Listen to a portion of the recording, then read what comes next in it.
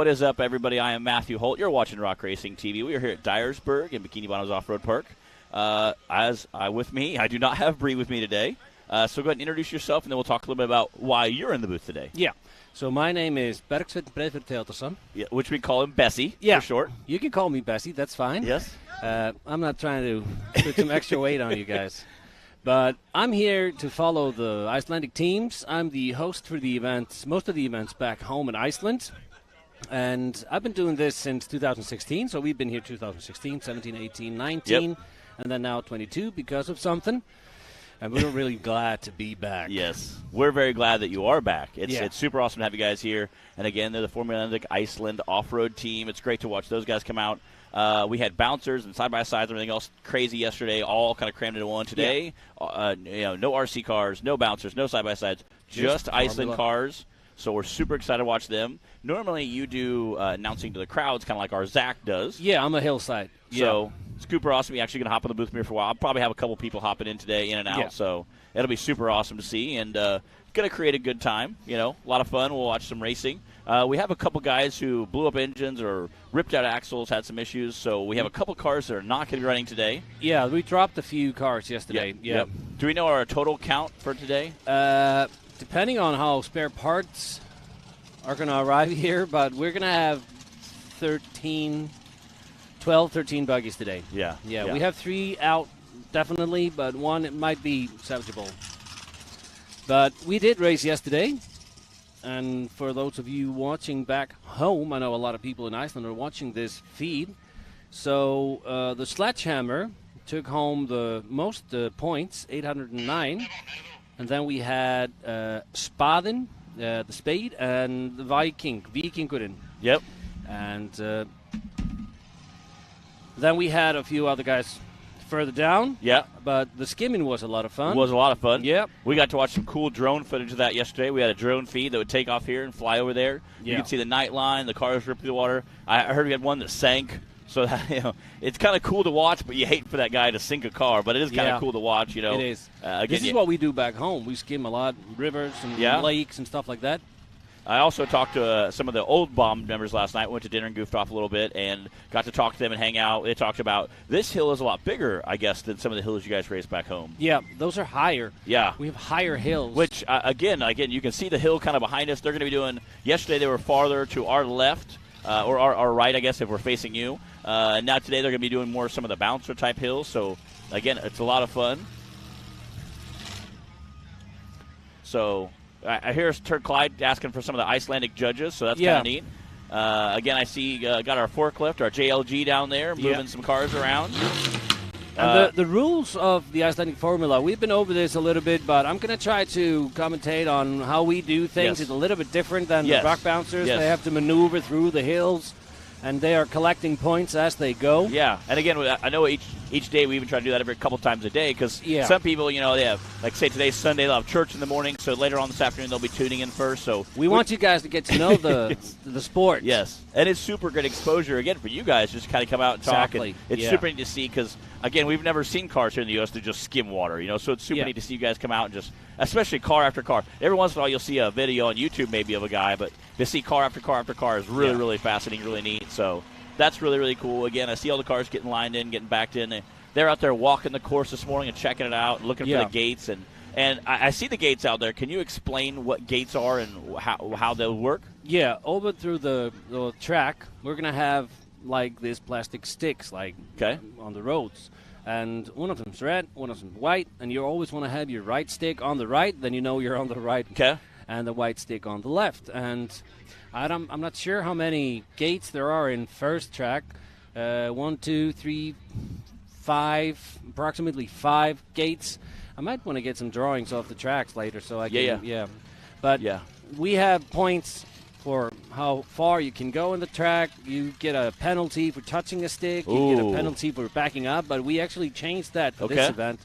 We did a little bit of moderation of the rules. So normally you can back up or no? You can back up once. One time. In each track. And if you go further than the length of your buggy, you're out. Okay, so you're done. Yeah. Wow. But we changed that a little bit for this event, so you're allowed to back up a lot more, and we did a little modifications. Okay. to make it a little bit more fun and less complicated. Yep. Here they all come.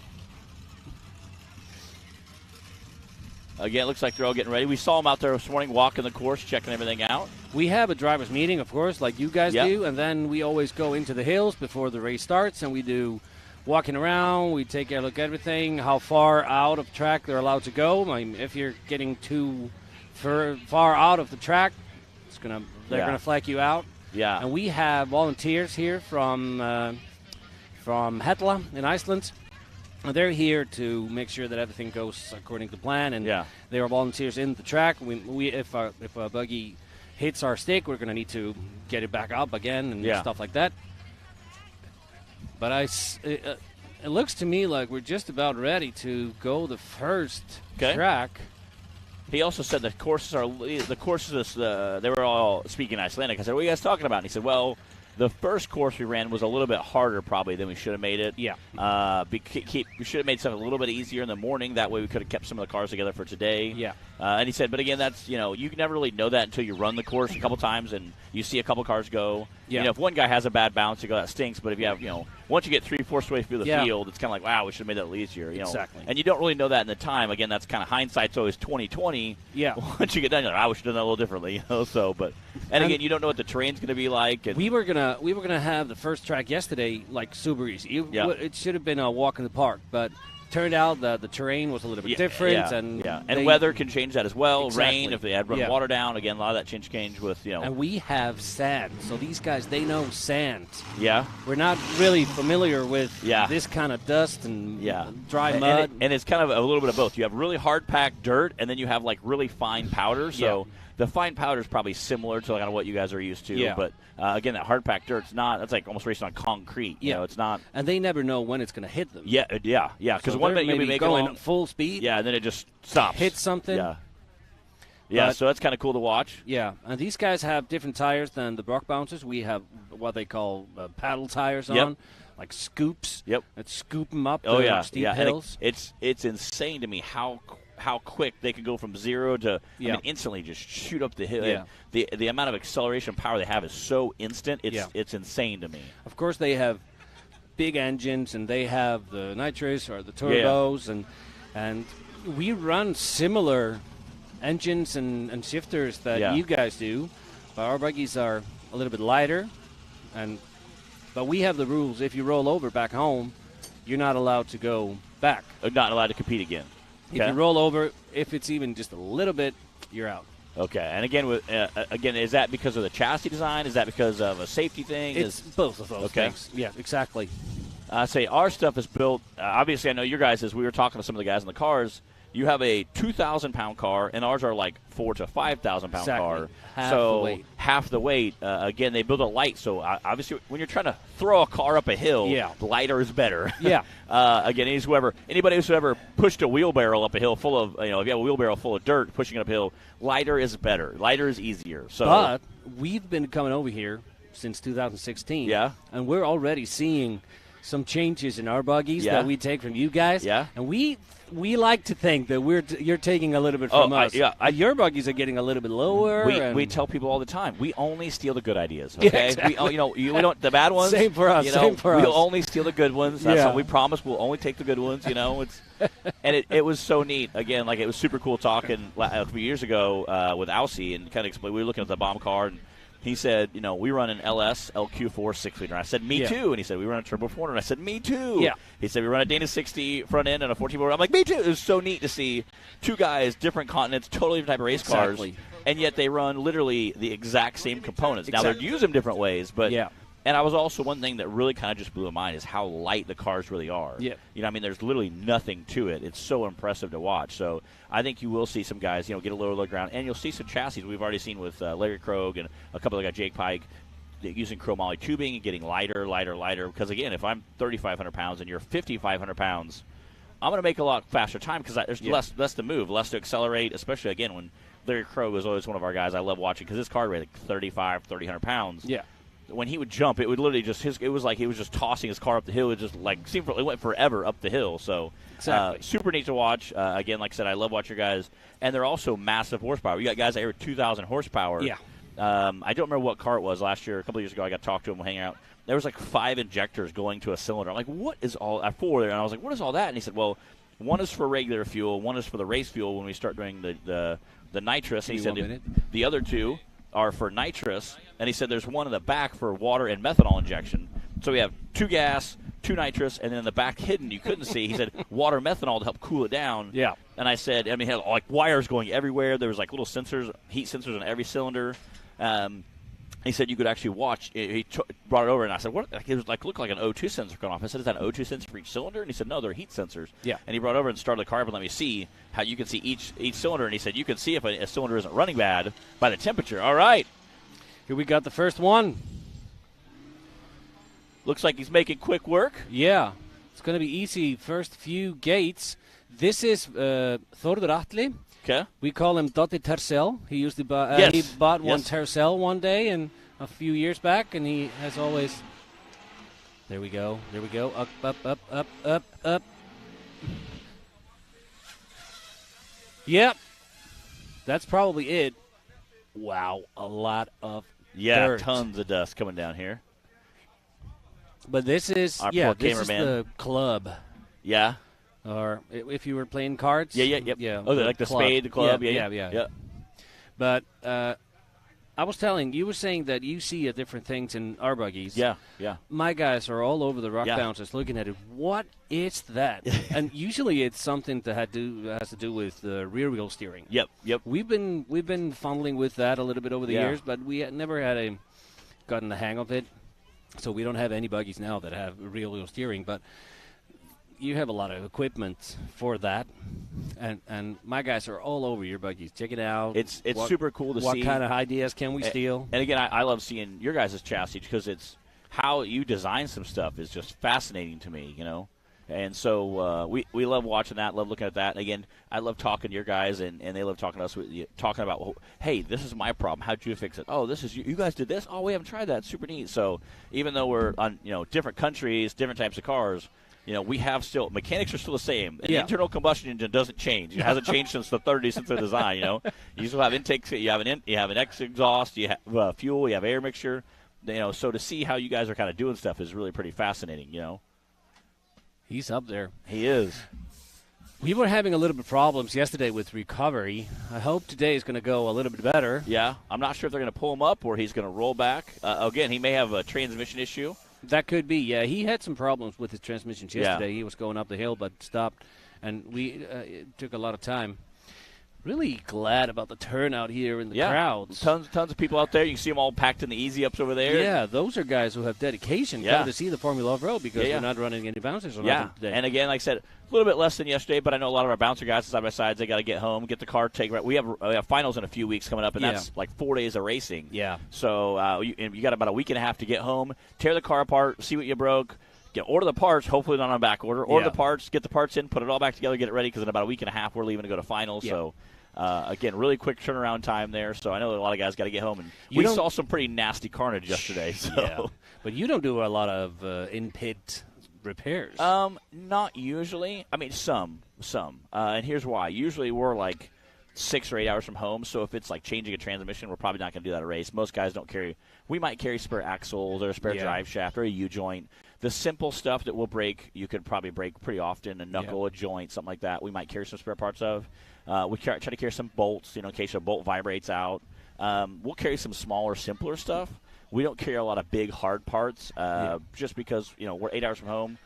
And we only race 2 times for a minute each. Yeah. So, again, coming across the pond, if you will, you have to bring everything. Yeah. Again, if like going to King of Hammers, like for us, it's like, 32, 34-hour drive. So going to King of Hammers, you take everything. You take everything, including the kitchen sink. Yeah. Spare motor, spare transmission, spare parts, welders, plasma cutters, torches, whatever. Anything we need. Vices, tool benches, heaters, air. You name it, we'll blow off. I seen you guys had the DeWalt leaf blowers to get all the dust off. You pack everything. So I couldn't imagine going to a different country. That's pretty crazy to watch your guys set up camp. We've seen a couple of them tearing down last night to get packed in containers. Yeah. We'll be done racing today at 5 o'clock so that they can start getting everything packed away. Yeah, we're going to get that finished before dark, or at least start be well on our way before dark. So I have some logistical questions. Speaking of packing cars up, I'm friends on Snapchat with a lot of the racers. I saw them about a month and a half ago packing their cars up and getting them here. How long does that take for them to get here, and how long does it take to get home from the transit, from the shipping containers? It was, just a few weeks back. We packed the containers, and then they shipped them over. I think it's Baltimore area. Yep, Baltimore. Yeah. Probably came in to port. Yeah, and then we drove it down here. And it didn't take them more than just a couple of days to get them down here. No, 3 days. And they were even early. So we were able to unpack the containers right on Thursday, but because on Friday, when we were supposed to do that, we would have had a lot of people in the pits and stuff like that. Yeah. All right, he's out of the track. All right.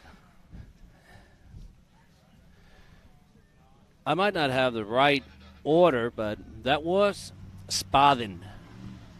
But now we're going to have Sledgehammer in the track.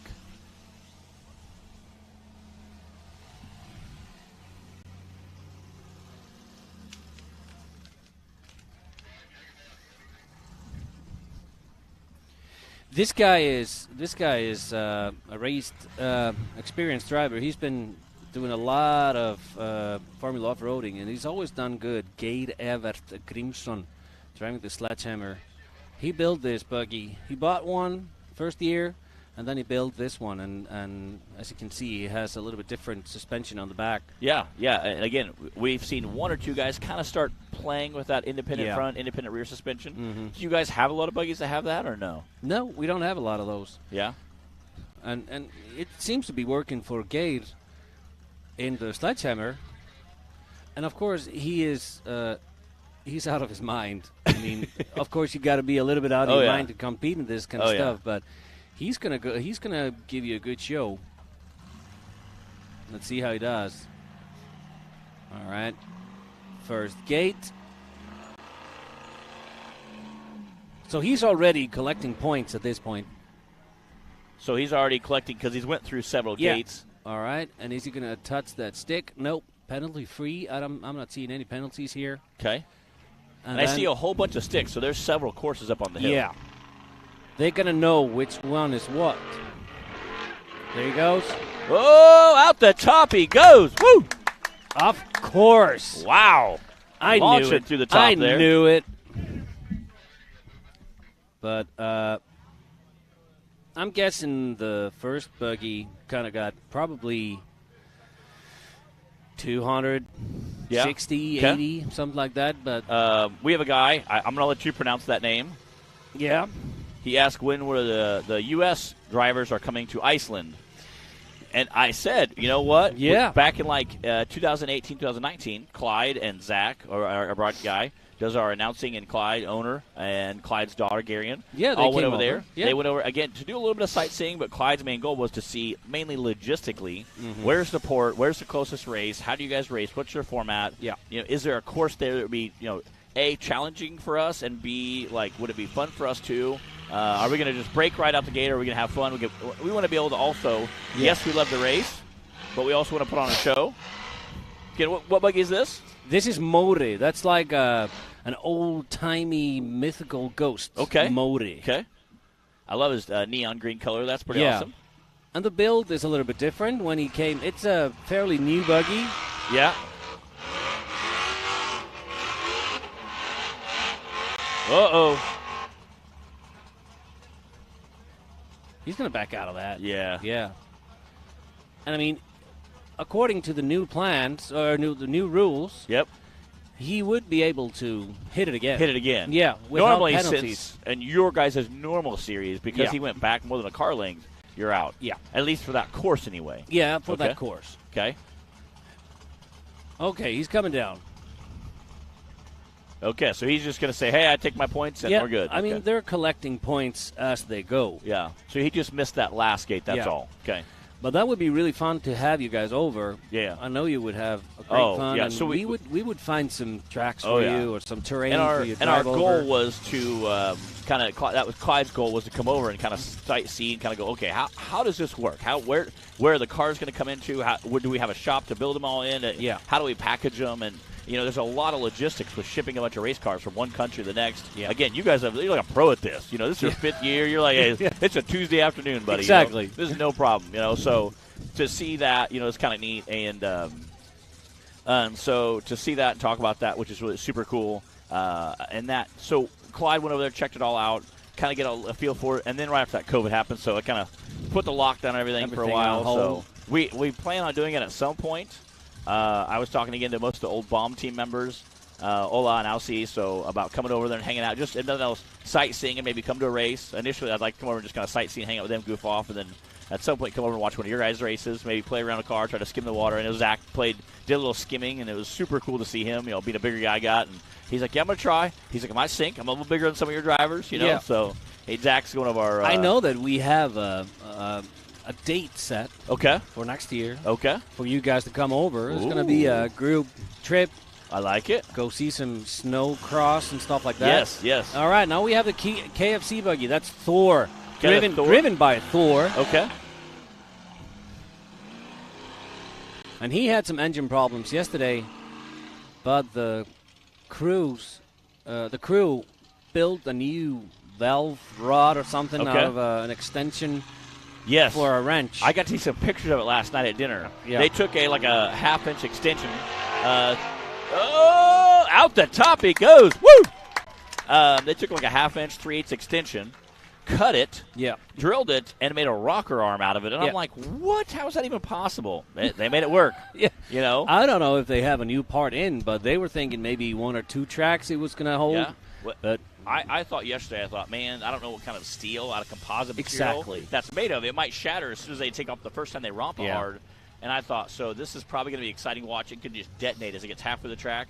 I could not believe how he screamed up that course. Didn't even phase it. I'm like, if nobody even heard us tell that, they wouldn't even know. I mean, he just ripped up. That motor screaming. Awesome to watch. So there we go. Everybody give him a round of applause as he pulls down. Next up, we have Thunderbolt. Okay. Thunderbolt is a nice team. There was this buggy has won a lot of trophies over the years, driven by Atli Amil back home, and he also competed in Norway and won that all. And then he sold the buggy to a family. Okay. They're all together, the dad, the mom, and the kids and granddads and everybody has a part. Somebody's on the barbecue and somebody is doing something else, but driven by Jon Reinif. Super awesome to watch. Again, this is the Thunderbolt buggy, that pink and white. He's already gone through 2 gates, so that's a few points there. So getting some points on the board, that's important. Yeah, and he's coming up to the 3rd gate over there. He's got to get a little bit higher. He touched that stick, so that's going to be a penalty. Ooh, touching the stick's a penalty. That stinks. All right, and hit it.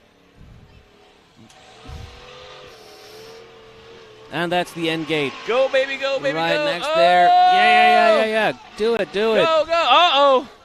Oh. Hang on. He's coming. He's trying to turn to come back down. That's going to be tricky. We don't want to see he's reverse. All right, reverse. There we go. Getting squared back up again. Oh, no.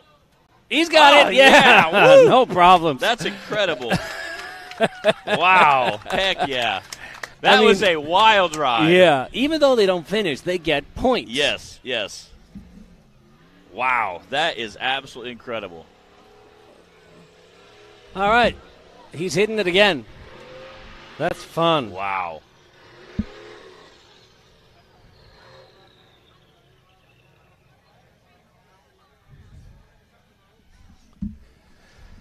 So yesterday we lost Simpi Buggy. Okay. And we had breakfast with those guys this morning. That was pretty cool. Yeah. And we lost the Katla Turbo. Okay. And I think we lost Storm yesterday. And Insane is looking for bearings. I'm not sure if he's going to race today. I'm not seeing in next to the tracks. But now we have Thunderbolt.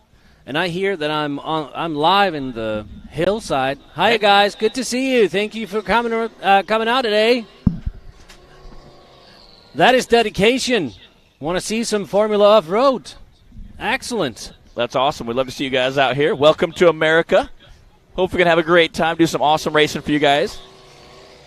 We'll try to keep you informed. This is the Thunderbolt buggy. And again, he is the pink and white. This is, you said a family owns this buggy now? BU Racing. And I would recommend that everybody goes online and figures out their social media things. Yep, so they're really active on social media, Instagram, Facebook, Snapchat, whatever you want. Yes. Some of them are on OnlyFans, I guess. Yeah, I see Crystal down there, one of our camera ladies, Clyde's girlfriend down there. I see her wearing a Thor shirt. Yeah, and they have a lot of merch. You're all welcome to join us at the pits.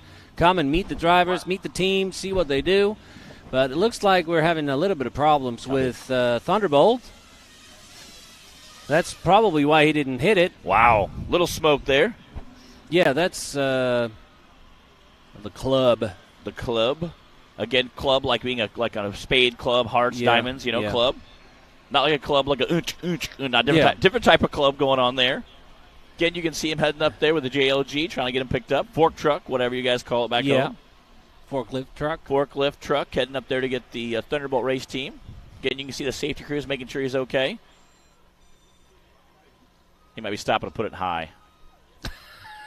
That's that little slow low gear there. And we're going to be driving at least 5 tracks today. Okay. But then we might have to cut it short to be able to pack it into containers later today. I say you guys have to pack everything home and ship it back to Iceland after tonight. Exactly. So everybody's going to need to pack up. We have 4 buggies in each container. So we saw one container leaving this morning when we were pulling back in from the hotel. We saw one buggy leaving this morning, or one container leaving. So I was like, well, at least there's 4 cars that we know aren't running today. Again, you hate to see a guy travel all this way from Iceland to get to travel that way and not be able to run the second day. Exactly. We ran 2 courses. Is that correct? We ran 2 courses yesterday? And the skimming, And the water skimming, so that's 3 total. We were going to run 2 courses more.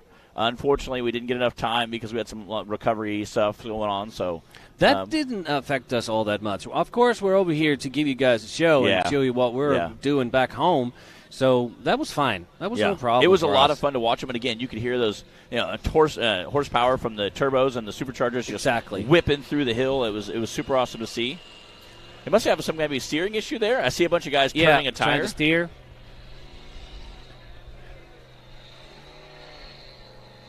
Giving it a little love and care as they try to get the wheels turned from up there. He might need to back up a little bit. Yeah. Turn it again. He might have broke. You guys run ring and pinions or hydraulic, or run pinions. Pinions, yeah. Or not a pinion, but a rack and pinion. I mean, like we don't do a lot of hydraulics. I think. Hydraulics are nice when they work. Unfortunately, if you lose a line, you can turn the steering wheel for days and nothing happens. Nothing's going to happen. Where in theory, a rack and pinion, even if you lose fluid for the power steering part, you can still turn the rack and pinion. So they're steering it in the right direction. Turn it in on at the back. Yep. And again, we talked a little about rear steer. Do you guys have a lot of buggies rear steer? Or No, is that we don't. We've been fiddling with rear wheel steering a little bit over the years. Yep. We never kind of got the hang of it, and the tracks are made for only front wheel steering, so that it could come up. Okay. If you guys have rear wheel steering, will you guys eventually make a separate class for rear wheel steering, or will they will still go in the unlimited? It's probably been discussed. I mean, they can maneuver a little bit better in the tracks, and all this is for us is maneuvering through the tracks. And really, again, my guys are doing a lot of calculations over the track. They're gonna if I hit this, I might hit that stick. I might do that at the end gate, and how many points am I gonna lose if I'm gonna back up here? What am I gonna do? Am I gonna quit and take my points that I already have or something? So they're not complex individuals, but they have to be doing a lot of calculating. As on the fly as you're whizzing by stuff. Exactly. Yeah. Again, ours is more of a time-based system. We don't do points with time, but same thing. We have a 30-second penalty flag. So if you come up and you monster truck and run right over a flag, that's a 30-second penalty. And yesterday, we had 4 or 5 people in our bouncer class were all separated by like 2-3 tenths of a second. 4 classes. I heard 4 that. guys. That was crazy. Yeah, we had 5 guys in a row that were all 70 point something. So you're talking less than a second divided by like 6 guys. So incredible to watch. You were running super tight. We were. And usually you'll have like the top 3 or 4 will be really, really tight. And then you have maybe 3 or 4 guys that are kind of spaced out. And then you might have the next 5 or 6 are all really, really tight as well. That mid-pack is always very, very competitive. Every once in a while you have 1 or 2 guys kind of come out and send it and kind of just let it all hang out. So super awesome to see. All right, next up. Seems like we're going to have the Viking. A Viking? The Viking next up. This guy took a lot of time building that buggy. He was building it for 3 years or something. Wow. This is driven by Ingvar. Okay. We talked a little bit about, they do the stupidcancer.org. Yeah. And you can go to stupidcancer.org. That's one of the organizations they represent. Their race team has all had somebody, mom, sister, wife, whatever, pass away with cancer. So they're very focused on that. That's a big priority for them. And they say that's something that happens worldwide. That's not a Iceland thing or an American thing. No. That literally everybody knows somebody affected by cancer. Yeah. So Kraft is a Icelandic company that does just with young adults and stuff. And then they also support stupidcancer.org, which is they sell some T-shirts they have. I see they brought some up here. Later on today, I'll be dipping out, and you guys can have throw out some T-shirts, hang out, and talk, have the Viking team up here talk about it. And it was you could tell they were very passionate about it, which I thought was super awesome. Yeah. I wear a Livestrong bracelet because I have a grandfather that passed away with cancer years ago. They have bracelets that he said translate roughly to life is now. Life is now. And I thought that is so impactful. We're never promised tomorrow. We could all, we're all getting in cars into home. We get in a car accident. You're not promised tomorrow. So, life is now is such a powerful, impactful statement. I thought that was super neat. It's true. It's so neat to hear that. And so and what a great message for cancer, especially young adults, which is what that dedicates to. So to see that was really, really special. They also said they sold their rooftop panel, which is very important to them. They put up for auction. You could put whatever you want on it. The proceeds were going to donate to all of it, young adults. So $1,500 what they brought. They took $1,500 and donated it to the Cancer Center, which is for young adults. Yep. So that was, I thought, was very special to me, and I thought that's neat. So again, they have some shirts for sale. They have some cool posters. They had some stickers that were supposed to come in to kind of wrap the car with. But they said we still have some T-shirts. We brought about 70 of those to sell out, hand out, throw out, whatever. So you guys were here in the hillside. You should go and meet the Viking team. And, of course, as I was saying earlier, all of these teams have social media. And the Viking team has been doing, vlogs, video blogs. That's super neat. After each day, they're going on, telling how their experience about America is. Okay, we have Ingvar in the Viking going up. Already through 2 gates. Now the third one. And remember, you want to have the red stick on your right and the white stick on your left. So he's collecting points. Here he comes. Oh, at the top. Woo! Went through the gate and took a hard right turn. That was good. That was awesome. That was really cool. That was like 6 seconds. That was pretty impressive. So if you finish the track, that's going to be 300 points. If you drive away from it, 350. Wow. So that's 350 points. That is awesome. So if you roll over on your way to the end point. All right, next up, we have Heckler buggy. Yeah. Oh, this had some crazy stuff happen yesterday. I seen they were posting some social media as well. I followed them on Snapchat. And they were sewing the shell together with zip ties yesterday. Wow. But this one is currently Heckler and Rodeo, the driver. He's our Icelandic champion now. He won this season.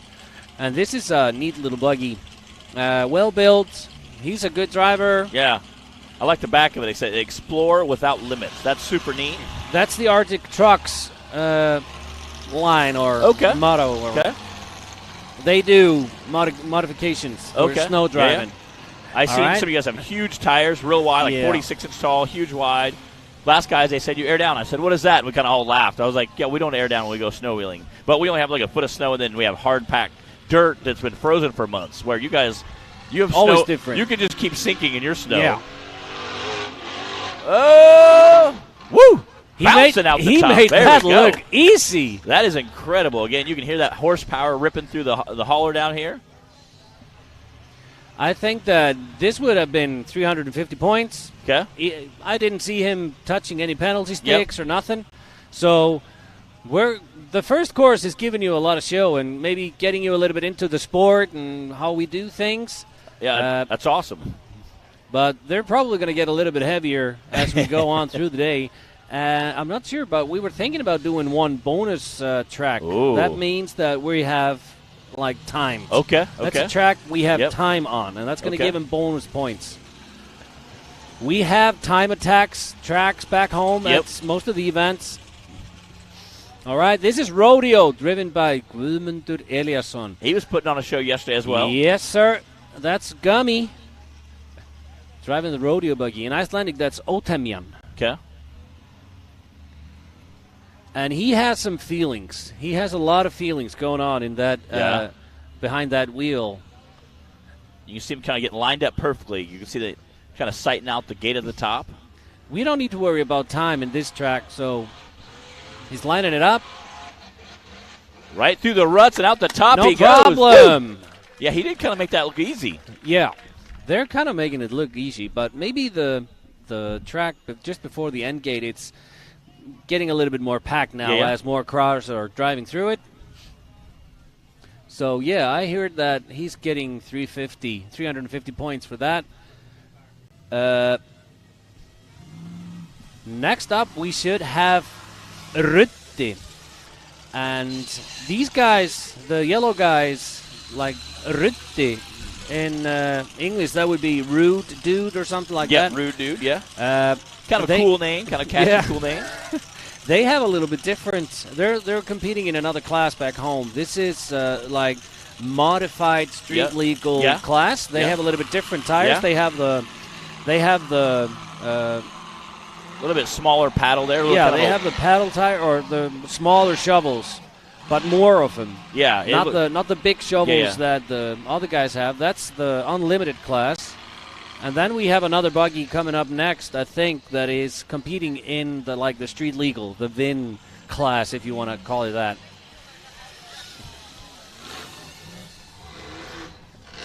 I heard the points. Yeah. Yep.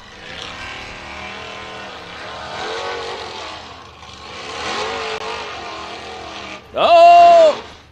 Looks like he hit one of the... He hit a stick at the end gate, so that's going to half out. That's like 50% of the penalty if you make it to the end gate. But I'm really surprised how far these guys are going. And we're going to see Feitingur or Smoothie next. That's the fainting goat, right? Feitingur, yeah, the fainting goat. Fainting goat, okay.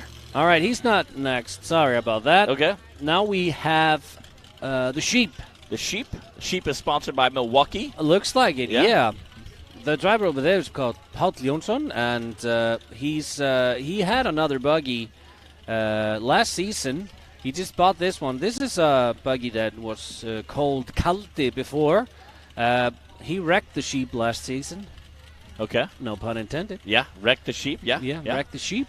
Speaking of sheep, you guys have lots of sheep that roam the country. I was watching a TikTok the other day, just call them roam, and then at the end of the sheep season, it shows all these guys having a party. They're all drinking and eating and laughing. You put kind of put them on one pin. They have all these little chutes, and you just go find yours and put it in your chute and sit them out. And I thought that was so awesome and crazy. The whole summer, the sheep stays up in the mountains eating the grass and the herbs and everything. So. They're going to be really juicy and tasty when they come back home in the fall. And it was the guy was explaining. I was like, some people just know, okay, that's my sheep, and other people are like, okay, I have tags. Some people do they collar have tags and stuff like that. You can kind of point out your sheep, and he said they just kind of roam the country, whatever. Well, we have about just under 1 million sheep back home. Wow, 800, 900, something like that. That's incredible. But it's only 280,000 people that live in Iceland. So. Okay. We're outnumbered. Yes, by quite a bit, actually. Yeah, we have a lot of sheep. Yeah. All right, rude dude getting out of the end gate. We're not having a lot of recovery time here. That's good. That's good. The guys are not touching the sticks at all, so it's going to be tight. The points are going to be tight after this course. Are you guys' points, do they stay pretty tight usually?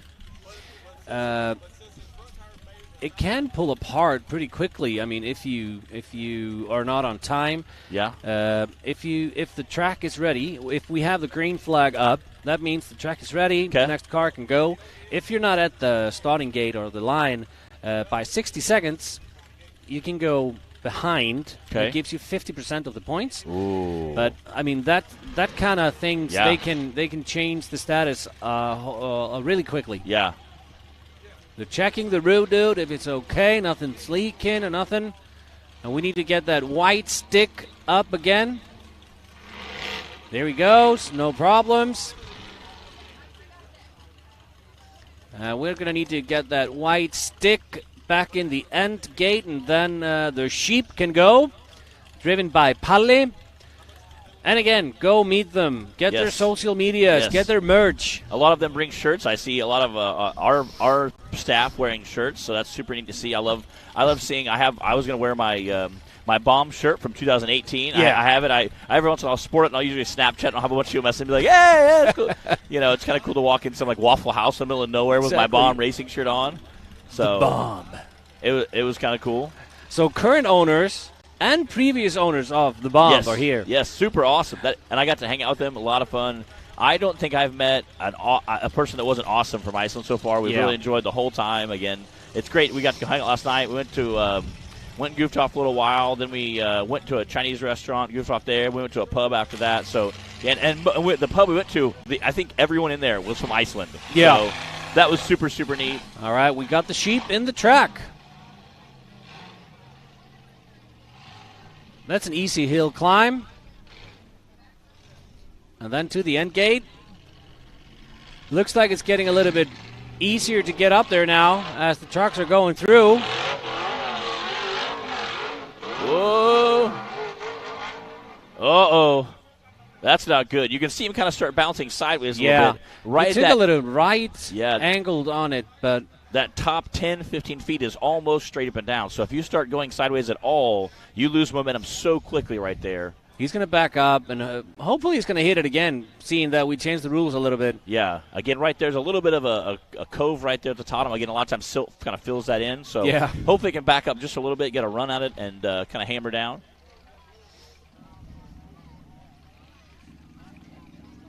What's he doing? He's thinking about it, changing the radio station, getting ready to hit it again probably. Or is he out? Seems like he's backing up more than going forward. Again, right there, you can see how deep that silt really is right there. Oh, looks like the back end isn't turning. So maybe he lost the rear axle. Yeah, he broke something. So he's getting probably somewhere over 200 points. Okay.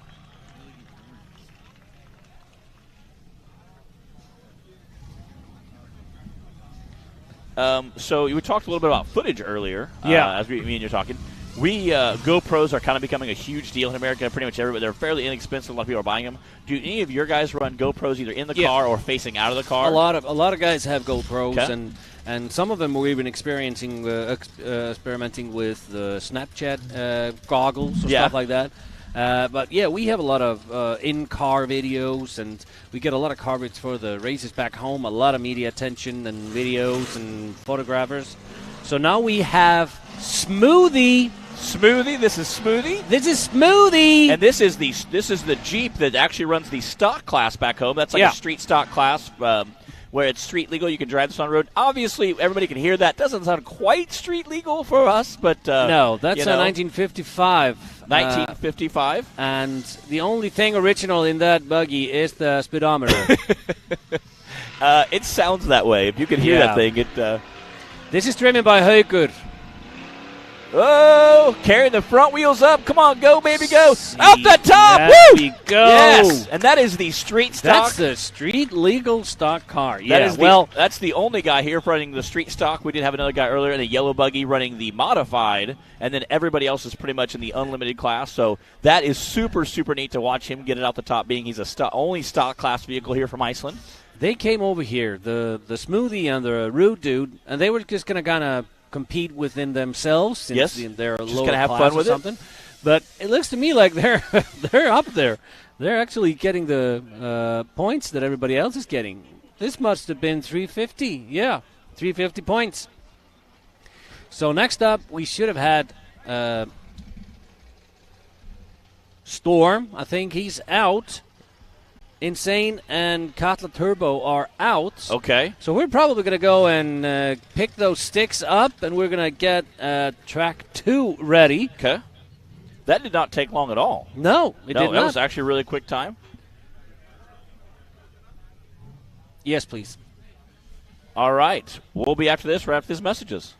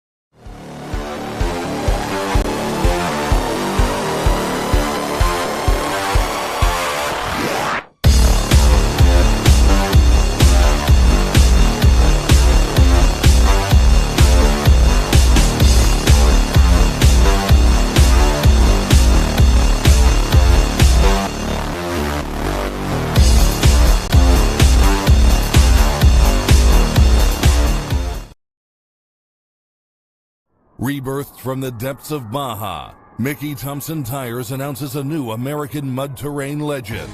The new Baja Legend MTZ. Silica reinforced T4 tread compound. Powerply 3-ply construction. Improved 4-pitch side biters. Proven MTZ tread styling for undisputed traction. 35 different sizes, and one is just waiting for your rig. The Baja Legend MTZ.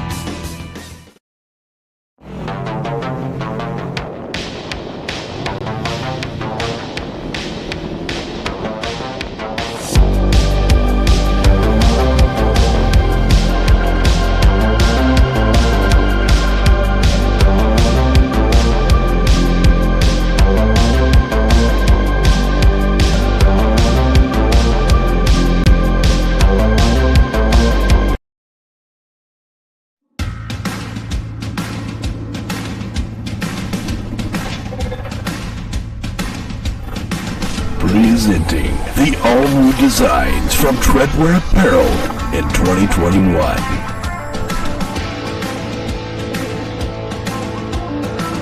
Visions are better at the top. More throttle than brake, more balls than brains. If you're gonna win, you're gonna need these. Life is better topless. The NRA official flag shirts. Real trucks don't have spark plugs. No guts, no glory. Definitely no story.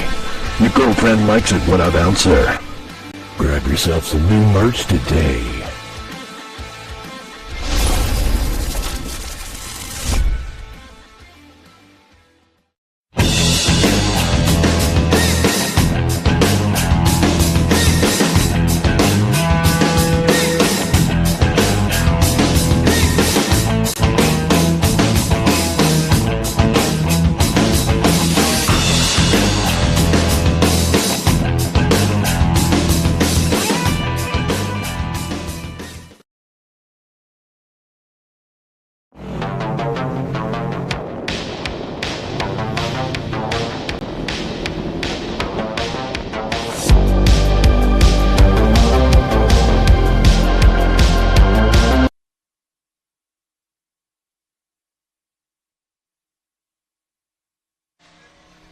All right, we we're are going back. for track number 2 here in Bikini Bottoms Off-Road Park.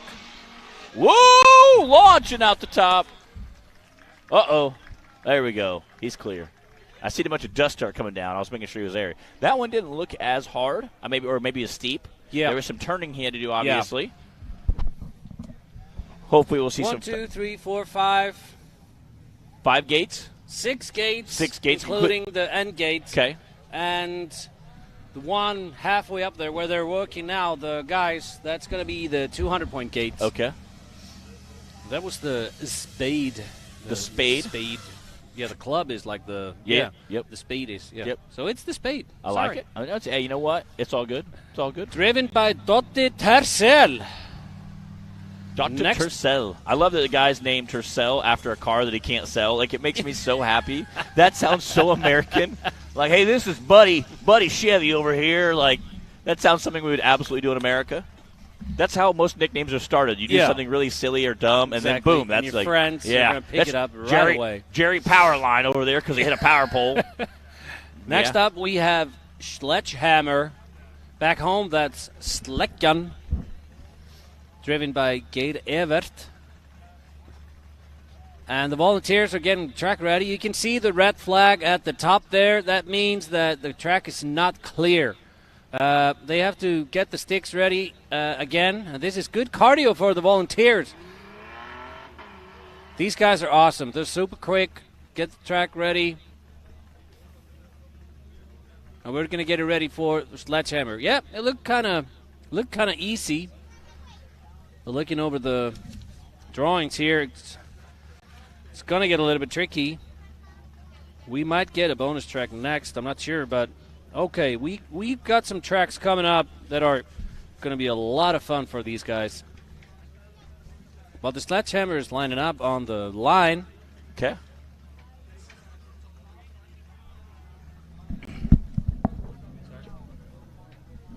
He said that microphone is for the crowd only. When you talk to the crowd only for something. It's all. Only crowds. Thank you. That's good. In case we need to say something for a safety thing.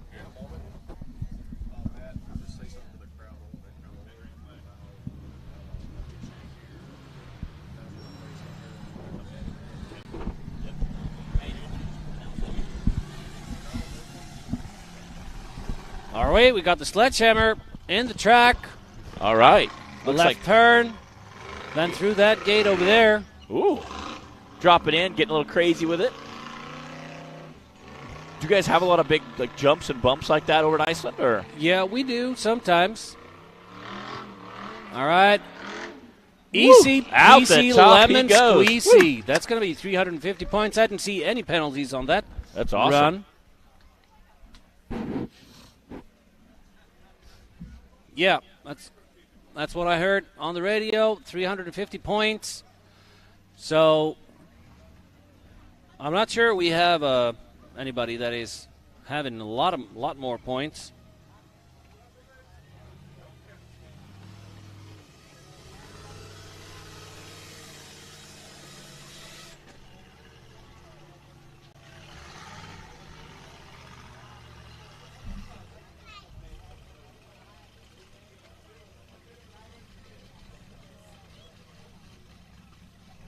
This is Mori.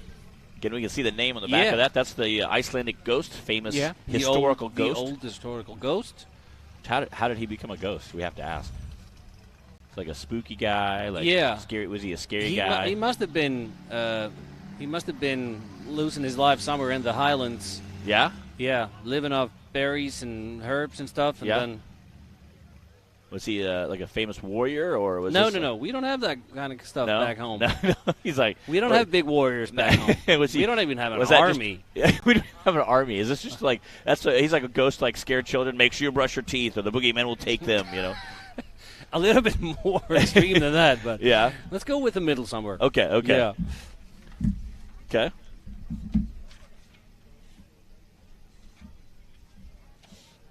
Colby Reich is tuning in. He's one of our bouncer guys. Brandon Snyder, part of that Mid-America off-road crew. Chris Gregg, one of our truckie guys. We got some Icelandic guys asking about when we're coming over soon. We're going to come over and tour. I heard we got a date in February-ish. We're going to come over and check out the ice, goof off, and hang out. I think you should all come. Yes. I know you would have a good time. Because you guys having a racing event during that time, correct? Yeah, some kind of a snow cross. We might even bump it up a little bit for you guys. Have some of her buggies out. Yeah. All right. Mori in the track. I'm not sure that's the way, but that's fine. He can back up. That's going to be a challenge if you go a little bit further. Yeah. There's about a 4-foot drop-off. Don't go far. Stop there. Go. All right. He's through the gate. Go, baby, go. That would probably be the 250-point gate. All right. Maybe not so easy. Once you're through the gate, can you back out of the gate and go up or no? I think so. Okay. I think so.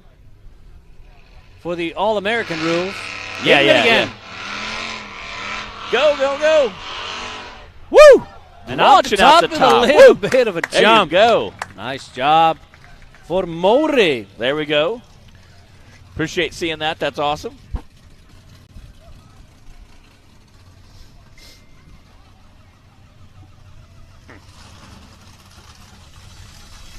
I guess that's world class in the back. That's pretty neat.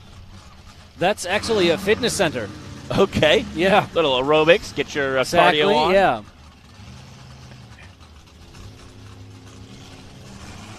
Now we have the KFC buggy coming up. Hey, fly. Driven by Thor. I think this is Clyde's favorite buggy. Uh-oh. Yeah, and they've got a lot of merch if you want to go and meet them.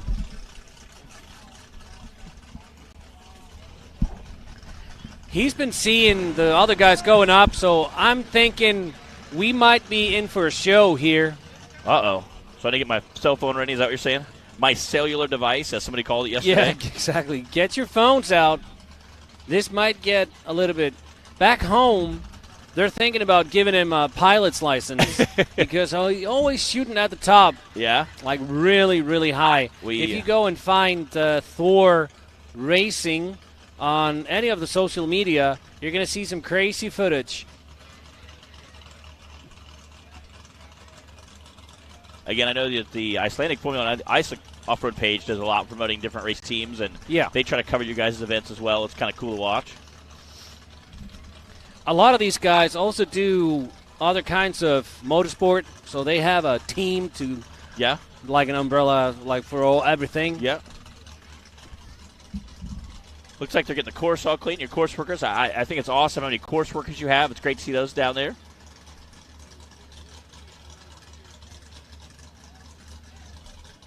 All right, here we go. Green. Coming out the starting gate there. This is the KFC buggy, also known as Thor. So obviously these guys eat pretty well.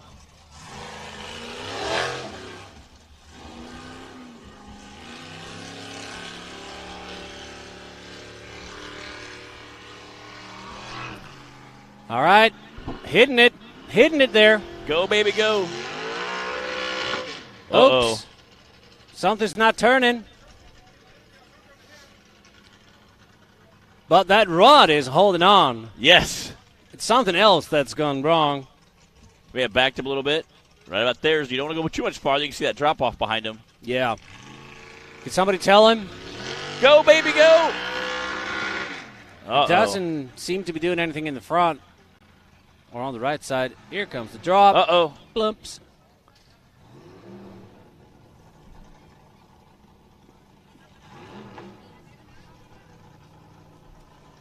Maybe they should get some aluminum.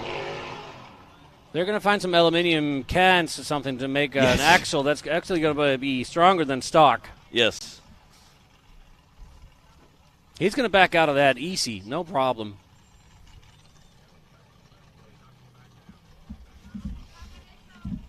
Here comes the volunteers. What's up, Jonathan Shepard? Got our live feed. We always like talking to our live feed people, seeing where they're tuning in from, different countries and stuff. Yeah, super neat to see. Got anybody from Iceland on there? Oh, I'm sure.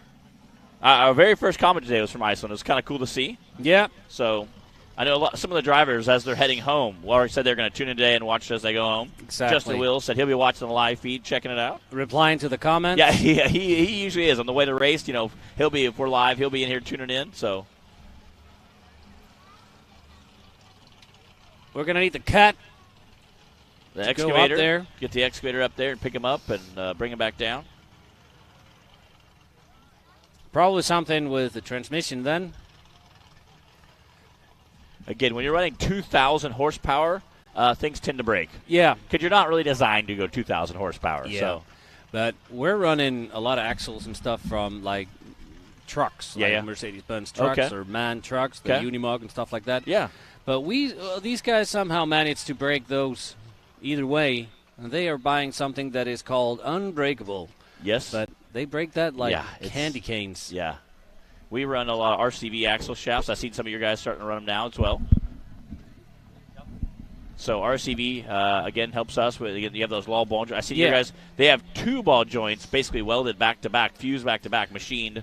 So that way you can turn rate 109,000 degrees, So, like your car's going backwards when you turn.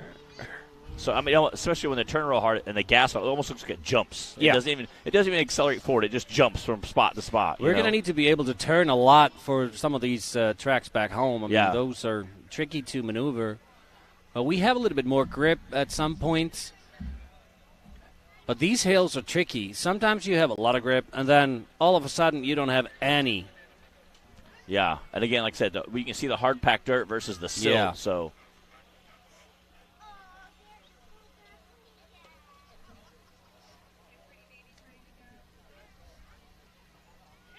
Again, some Simba team members down there. They broke earlier this weekend, but they still want to stay and hang out and enjoy the race today. Of course. I've seen some of your guys on Snapchat. We follow quite a bit of them. We're doing some cool stuff. I was trying to make a list when I was watching earlier this week of different things you guys got to do. Let me see. Some of them went to Summit Racing, which was kind of neat. Go there, pick up some cool parts and stuff. Check that out.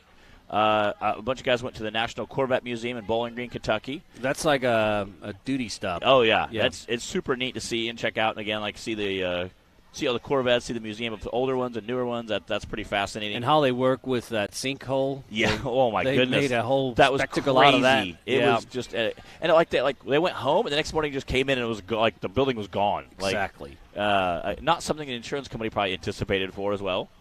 A couple of them, they hijacked a motorized scooter at Walmart and were riding around being crazy, so I thought that was awesome because that's something we would absolutely do.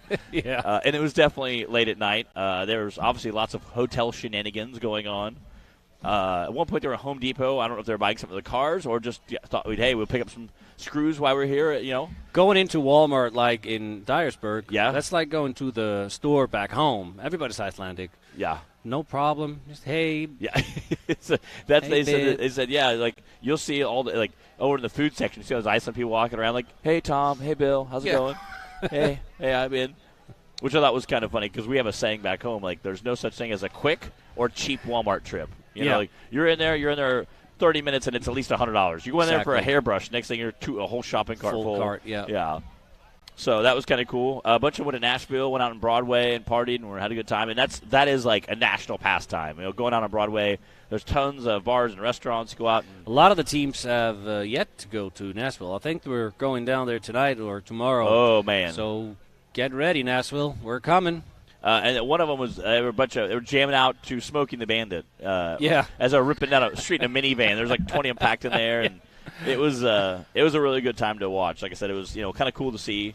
A lot of things they do when they're here are the exact same stuff we do when we're here. Exactly. Again, some of the we want to take it all in. The guys who are competing Formula Off-Road back home, those are our kind of people. Yeah. And they feel right at home back here.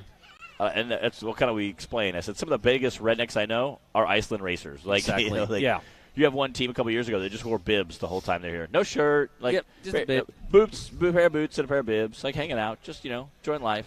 It's good times. There was one team member here from the Sledgehammer, I think. He felt so at home. He's thinking about not ever going back. Yeah, you just want to stick around, build a life over here, meet some friends. Head back. We got a spare bedroom. We can just put them up for a while. Yeah, exactly. Whatever. Make it work. Find a trailer home. Yeah, whatever. Hey, we'll figure it out. Kentucky and Tennessee, they have some hollers where there's some very inexpensive land.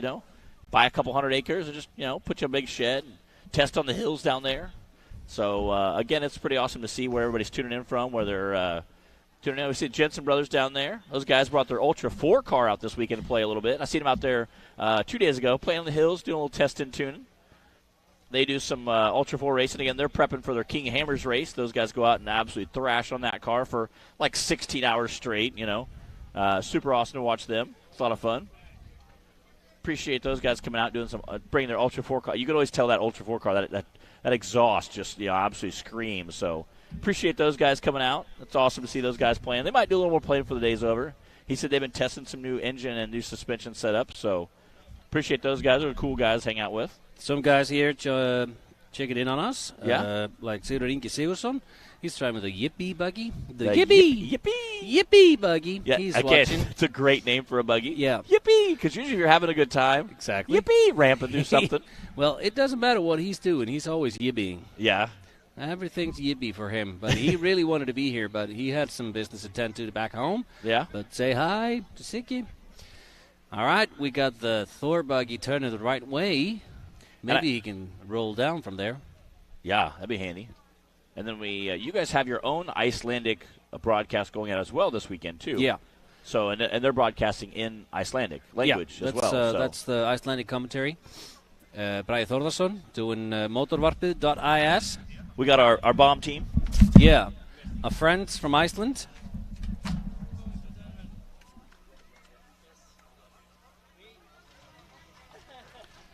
All right, we got him turned around, so he's going to drive on down there. Got the engine running. going to take the buggy to the pits and probably fix it all up and get ready for the next course. But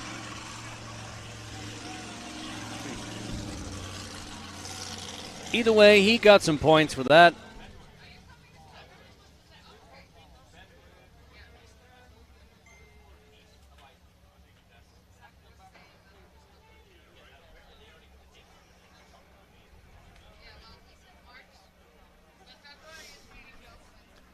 So we're probably just about ready for the next truck in the track. That's track number 2 here in Bikini Bottoms Off-Road Park.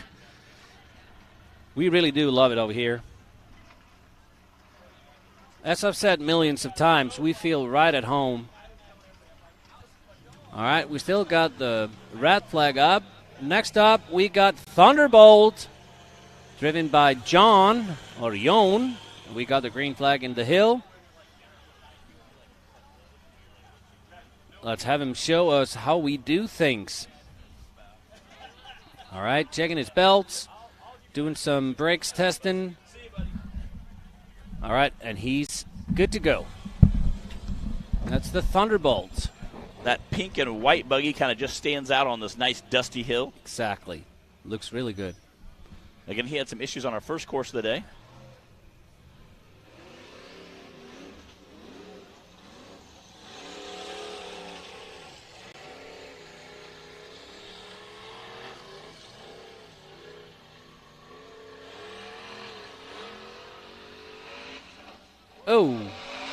Oh.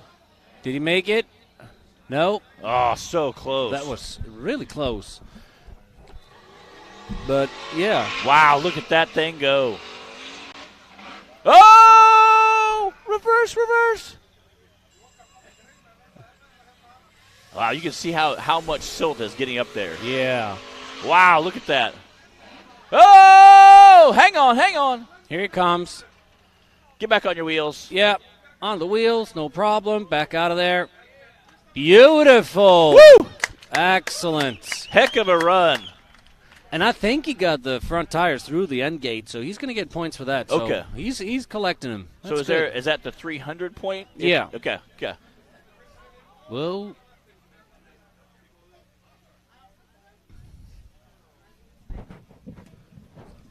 all right. Looks like we're going to get our instant replay here.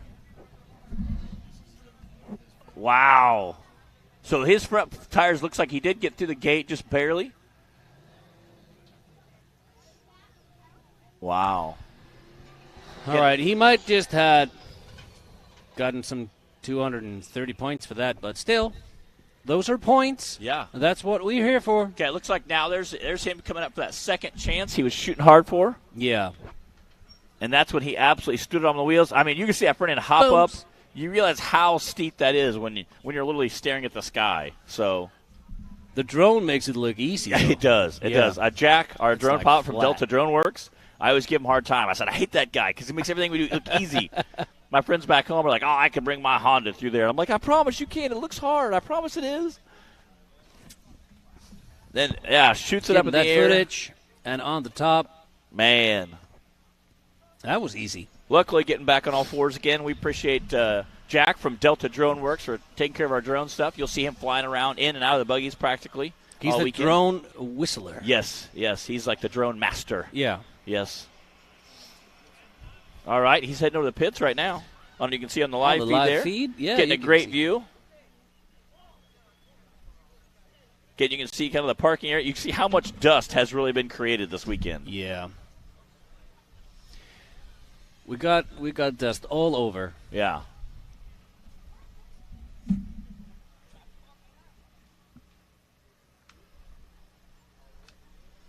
Getting Thunderbolt out of the way.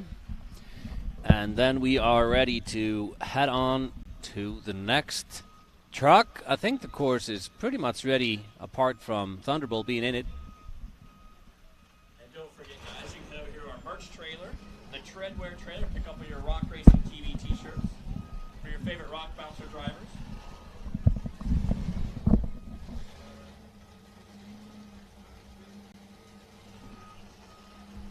Yeah, maybe a drive shaft hanging down there, it looks like. I can't quite tell. Probably it. Again, a lot of guys, you know, you have that super long, flexible shaft you get lots of travel out of.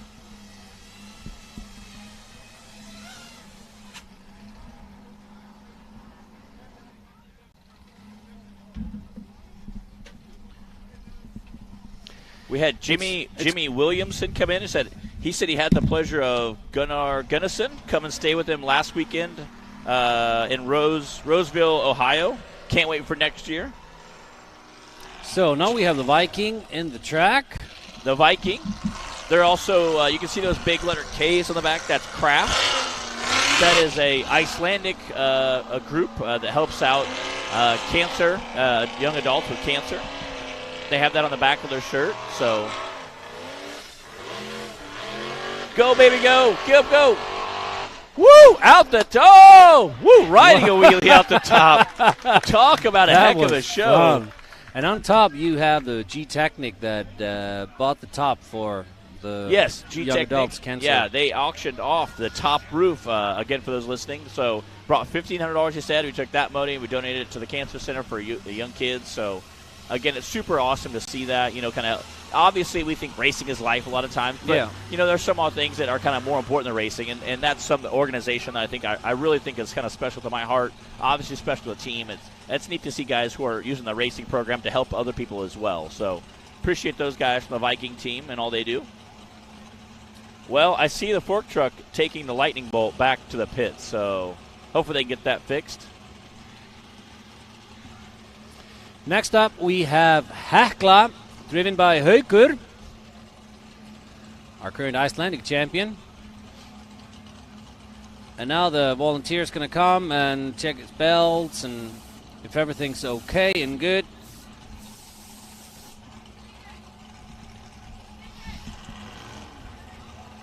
Comes the Viking down again.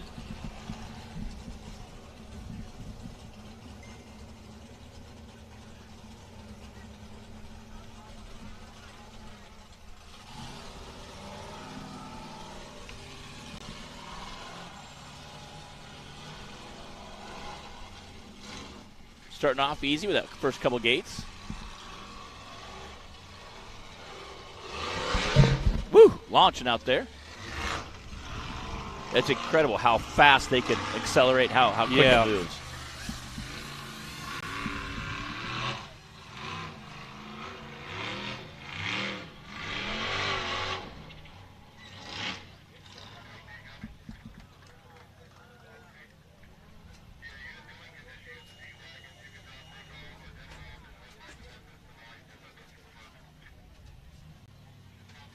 So that's 350 points.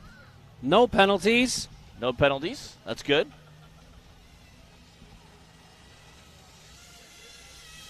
I like that your course workers are sprinting up after that to get the flag set back up.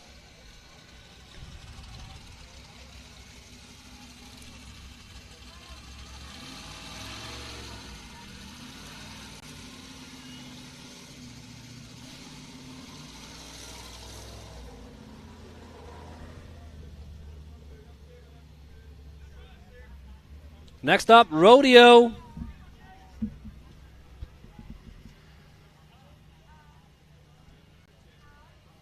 Driven by Guðmundur Eliasson. Or Gummy. Gummy. Gummy. I like that. Old Gummy. You old crazy guy. He's the guy with all the emotions. Yeah? Yeah, he's bent a lot more steering wheels than he's bent anything else on his cars. Yeah. He get pretty fired up sometimes. Yeah, he gets a little bit fired up. His dad used to drive that buggy. He bought it from Norway to begin with, and then Gummy took over from his dad. His dad is getting old. Yeah? Yeah. And tired. Yeah, yeah. There's days I'm old and tired, too. I can't, Exactly. can't say too far off. It's neat you guys have judges, too, because sometimes they throw dust and dirt. I can't tell if they hit a pole, they didn't hit a pole, they hit stick, whatever. The judges are all over the hill. Yeah. I'd be like, 50-50. That Out was wow. easy. Yeah, he made that look easy. Again, super awesome to see.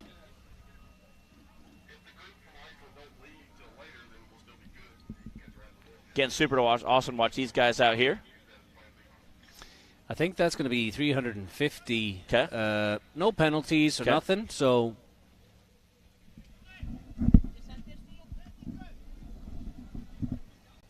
here comes Rodeo back down. Okay, it's funny to see how much dust is just ripping off these guys as they're coming down. Comes the volunteers, getting that stick ready. The limp one. Yeah. It's like wet noodle over there just kind of hanging out, you know. Just sprinting there. Got 2 girls up there, a shovel sprinting up the hill. Yeah. You don't have a lot of very obese course workers, do you? No, we do not. No, we do not. They're all running. Good. They might be when they start out. Yeah, you don't last long. Yeah. They're going to be pretty fit after the season. Yeah. Those guys are like running marathons in their free time. You know, after running up and down hills all day, they're like, wow, going and running a road race would be a cakewalk for those guys. Next up, we have Fating Good. Fainting Goat. I love that. That's Fating Goat. Sponsored by Low Key Vodka and World Class Fitness. Okay. I always like to hear who sponsors, too. It's kind of neat. And remember, this is the, VIN or stock. Yeah, this is a Jeep. You said it's 79?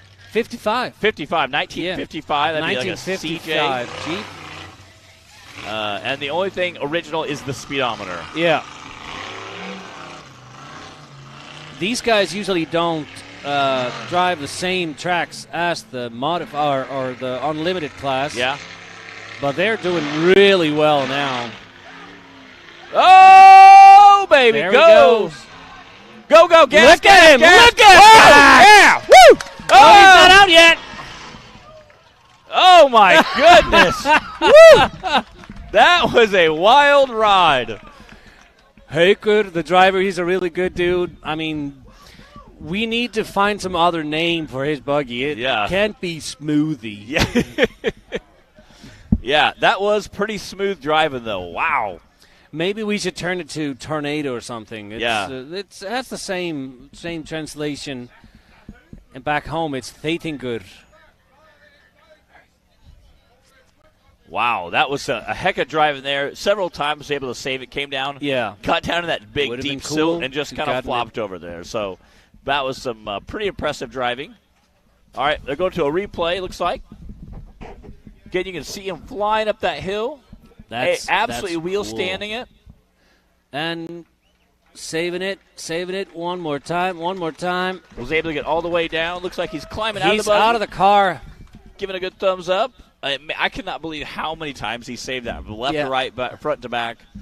Again, absolutely. They're gonna. Did he brake, or are they going to be able to just flip it back over?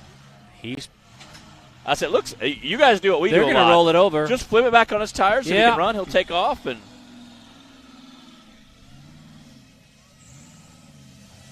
Yeah. No problem. You can see how it just digs into the silt when it lands.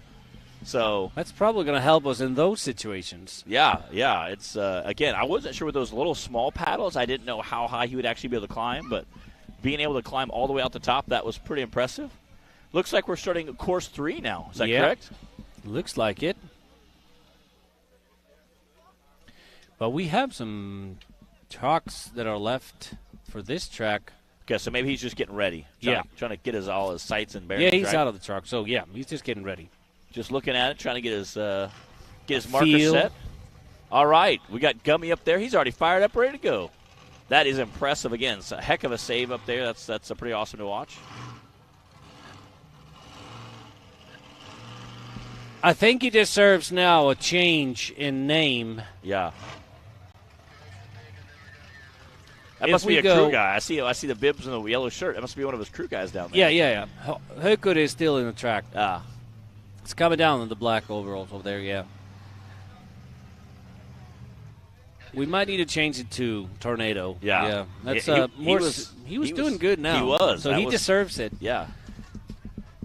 Yeah. Smoothie is not that hard. Yeah, it isn't. It's not very. Yeah, that's not very rugged.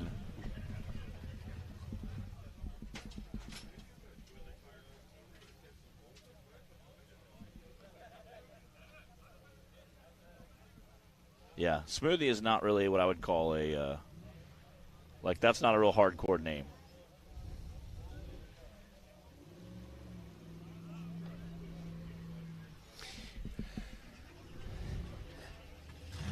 All right, next up we have track 3. And track 3 is going to be a bonus track.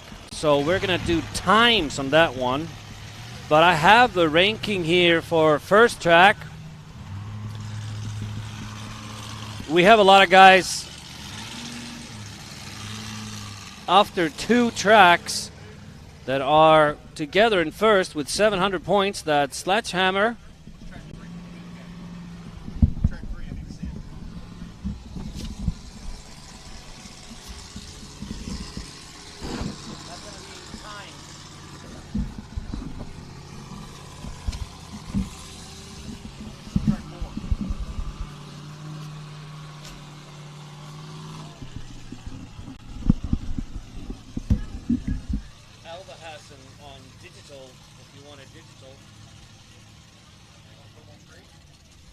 Talk to Elba about it. Maybe I can run through it on the live feed.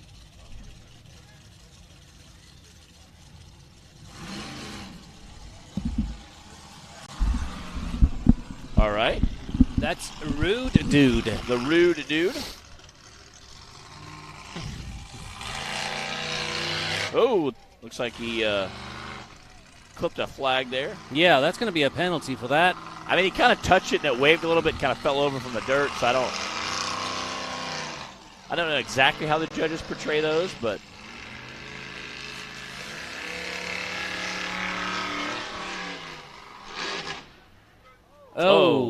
something happened there. That doesn't sound good.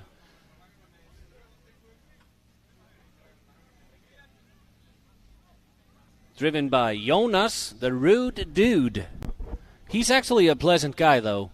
You want to go meet him. He's actually a pleasant guy. Yeah, he's not rude at all. That's funny. It's like one of those nicknames where you got like a huge guy and you call him Little John. Yeah, well, a lot of these nicknames we have, some of these buggies have Icelandic words that maybe mean a little bit something else, but it's the closest. Yeah. You always see that in movies, like American movies. You always see like a huge guy, and everybody calls him Little John. Exactly. Yeah. He's like this monster of a man, huge, broad shoulders. Can pick up a Ford truck, and everybody calls him Little John. Little like, John. Hey, Little John, hey, buddy. His engine out, so. Well, the good news is he can at least get rolled back down the hill. Yeah.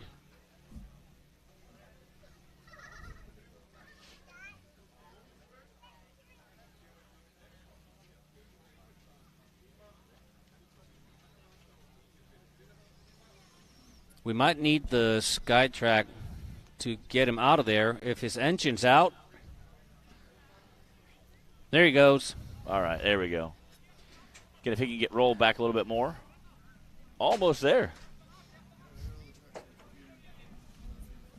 Okay. Yeah, while we get him cleared off. We're going to do track 3 here on the live feed, and I'm going to walk you through it. That's going to be a bonus track, so we're going to have times on that. Okay. So it looks like they're just going up and down here all along the bottom. Yeah, they're going to go at the bottom. They're going to go up and down. A bunch. And the starting gate is where the Spade is now. Okay. Going through that. And you can see the inning finish line down there by the tires on the very far end. So exactly. We're going to see him going up and down and up and down and up and down. So, again, this is a very similar course to what we run. And this might be a little bit more quick, seeing that this is timed. So they're going to have a lot of fun on it. Times are usually a much quicker course usually. Yeah, and, I mean, they're trying to push it a little bit. Okay, because it is a timed event. So those are usually an easier course, would you say? Yeah, with less climbing. But very less technical. Yeah, exactly. But this is kind of straight. We usually do time attacks with a few turns in them. Yeah. So they need to hook a little bit, not roll over on the turn. So good. Gonna take it back, see if he can't get it fixed back there. Oh, he's gonna get it fixed, no problems. I see him over there talking to Booby.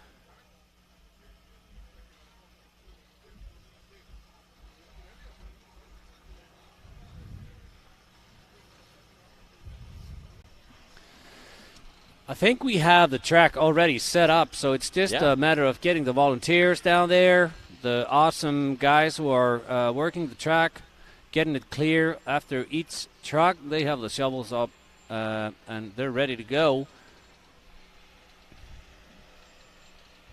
The rude dude going back to the pit to get a little bit of attention, some TLC, and he's going to be ready pretty soon, I think.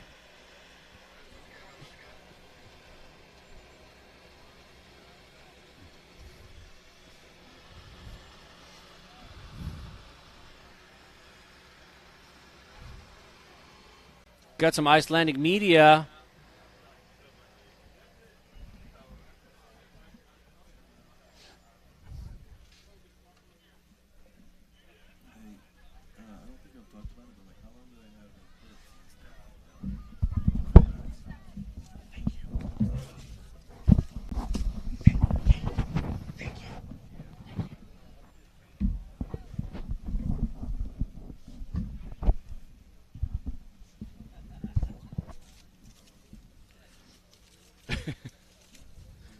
I do. I know. What was?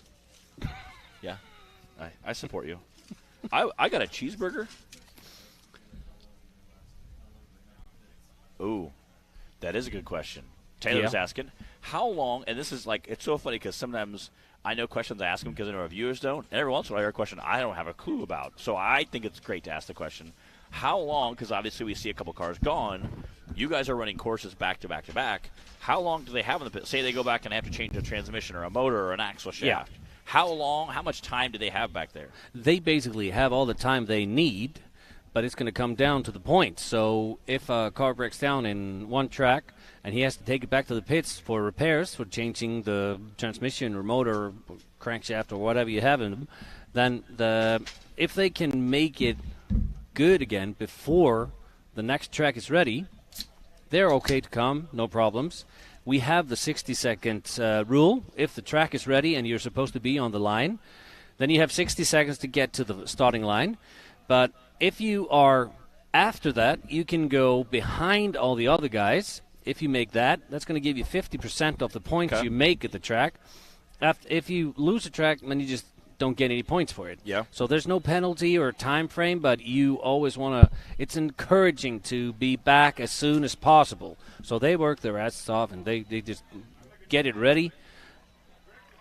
And if you're the first one in a track, you probably have more time than if you don't, stuff like that. So you are allowed to stay as long as soon as you get back. It's going to get better if you are on the line when you're supposed to be there. It's better to be on the line after everybody else. It's better to be there at all, but if you don't make it, you don't get any points, of course. And we see so many cars coming back and forth. Again, sometimes it's a very simple fix, like my air filter fell off. Other times it's like, hey, my transmission fell out. So they have a lot of spare parts, and they have all the tools they need. They have like working shops in every tent over there, every tool you can imagine. And like you saw yesterday when they built that rod, the rocker rod. Yeah. And they can do a whole lot. And over the years, we've been changing transmissions and stuff like that. They've already changed a few transmissions over here. No problems. But if it's a bigger problem, like engine problems, stuff like that, they're not pulling it all apart, but they can add on to it. And it's going to be really fun to see this bonus track that is going to be timed. And I also I already see Dotte Tercel in his Spade, just ready to go. Chilling up there, ready to go. Yeah, listening to some tunes. Listening to his favorite Katy Perry song, right? Probably. Little Taylor Swift. You know? He's really into Celine Dion and stuff like that. The Heart Will Go On there, The easy listening. Yeah. Do you guys have so this happens a lot in Ultra 4. We've seen a few drivers in our series do it. Do you have communications in your head, in your helmet, to talk to spotters, or no? We don't do that. But that is one of the things that we might add. I've maybe seen, talk to the team leader or something for the crews. We have seen that a few drivers have slowly started to add it in our series, and the reason why is like we've seen several drivers in our series and yours both. You might get hung up and have to back up a couple feet. We've seen guys back up all the way to that drop off. Yeah. If someone was sitting down here, they'd be like, "Oh, back up 2 more feet, back up 3 more feet. Okay, stop there. It's someone who's sitting out can see so much more than you can when you're on the hill, and that might be an advantage for the driver. So huge. That could be a little bit difficult judging or something if you have some inside information from the spectators. So if somebody doesn't have it and somebody does have it, that's going to maybe be difficult to judge. But maybe that's something that we are going to need to do. But especially maybe for if you're out, and you need to back up, you don't have any mirrors or nothing, so you don't see anything. If there's a big rock or a drop or something, that might be a good advantage. But then probably the event managers are going to have to listen in on every one of those. Well, you have different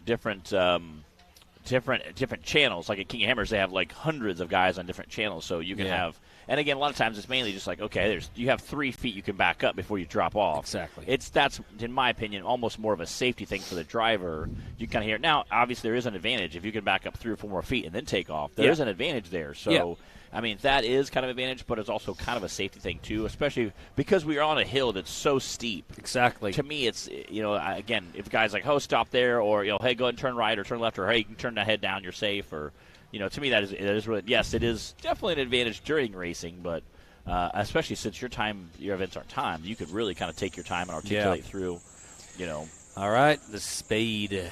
All right. I love that kind of burnt orange color over there. That's really sharp. Yeah.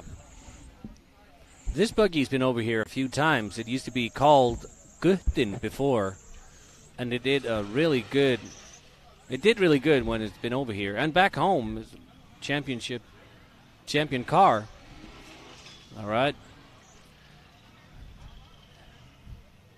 Rude Dude. Uh-oh. That's not good. Rude Dude's giving us the death sign. Yeah, you're out?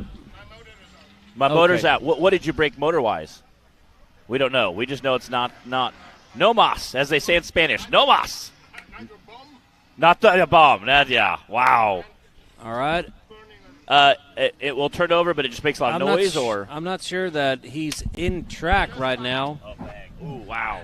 They said he okay, a bomb and a very hard bang, so he is out for the weekend. So, sorry, he had a bang, very loud bang in the engine. And he said it's no more. The Rude Dude? Yeah, Rude Dude. You were not talking about the bomb? Yeah. Well, he said it was like a bomb, I think. Oh yeah. But maybe he meant the bomb race team.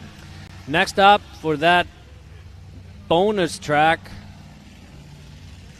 we have Sledgehammer, and the end gate is the far out there with the 2 tires, so when they're coming back, we don't need to worry about the gates or nothing.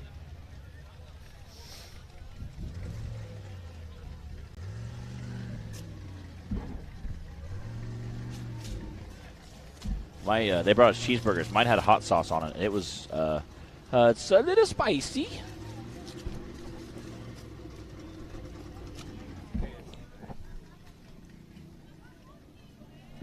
All right, we're getting watching the course, trying to watch our flags. 25.35. Okay. The time? 25:35. Okay. I think you said that. Yep. Bree's not here. She's usually. I have my laptop out, and she has her notebook. We'll write down our times, see what our times are going to be. I know our viewers out there will definitely keep track. We have some very integrated listeners that they keep us honest, so which is good too, because I mean, obviously we're human. Everybody can make mistakes, so.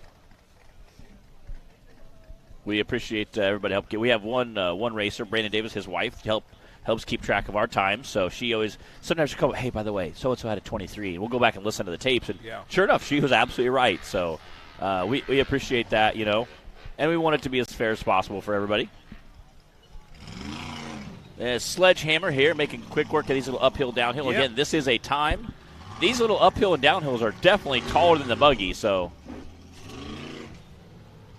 And again, the red stick always goes on the right, and the white stick goes on the left. Okay. He is zooming through those gates. Wow, that was quick. Turning around, coming back through.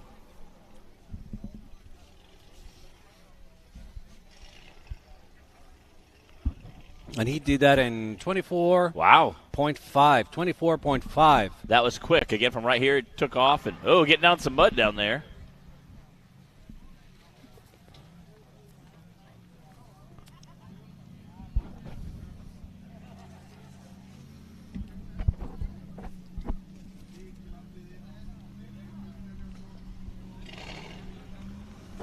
The black shirt right here with the orange logos. What team is that? Rodeo. Rodeo. Okay, they have some awesome shirts. Great looking shirts. There was about a fleet of them, a flock of those guys walking by yesterday. It was super neat to see all the guys in the shirts. Very cool looking shirts. This is Mori. This is our ghost. He touched the stick. Oh, he touched the stick. Ooh. Wow, he is zooming through. How many points or what kind of bonus do you get for being the fastest? Well, you get the distance points always 350. Yep. And then we add on points according to time. Okay.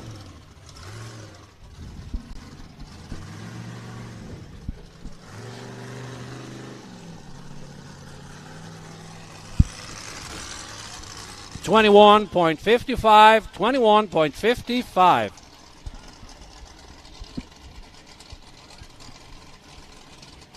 But he did get some penalties for that. Okay. So he had the fastest time, I think, so far. So. How many points do you get for being the fastest? Depends on the course. Depends on Yeah. So you'll get some kind of point bonus for you being get the point fastest. bonus for time. Yeah. Okay. A 10-point bonus for time. 10-ish. Okay. I like it. Let's go with that. He said, I like it. Is this Thor? This is Thor. KFC buggy? He was being toted off earlier. Yep. And we thought he was out, and now he is back to run. So He had transmission problems. Okay. But he's back now.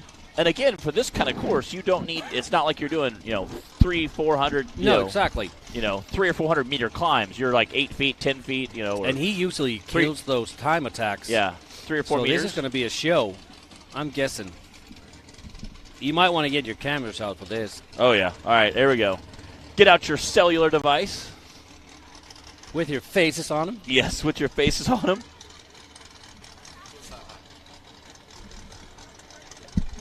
Hey, this one is spicy. All right, here we go.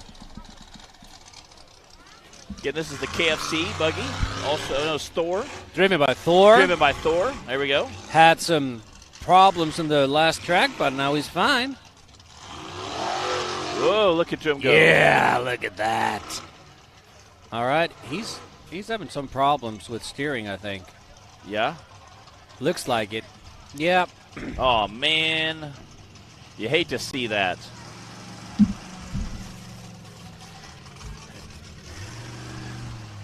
But nonetheless, again, he's going to get some points for that. Yeah.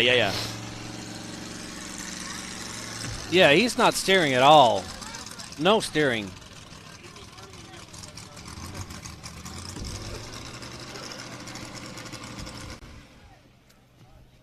He's going to get 120 points for that and no time.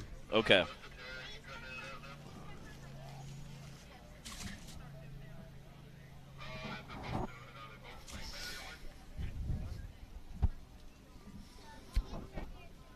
I think the track is clear, and now we have Thunderbolt. Again, Thunderbolt was carted off by the fork truck earlier. Exactly. Oh, a stick. That's a penalty right there. That's maybe not the best stick to take down, but the first one you hit. Yeah, it's okay. Not going super crazy. Again, maybe he has some transmissions issues, and he's just trying to get some points on the board here. That could be. So we kind of appreciate that. Again, very smart play on his part if he's competing against well. And there he goes. All right, and through the last gate.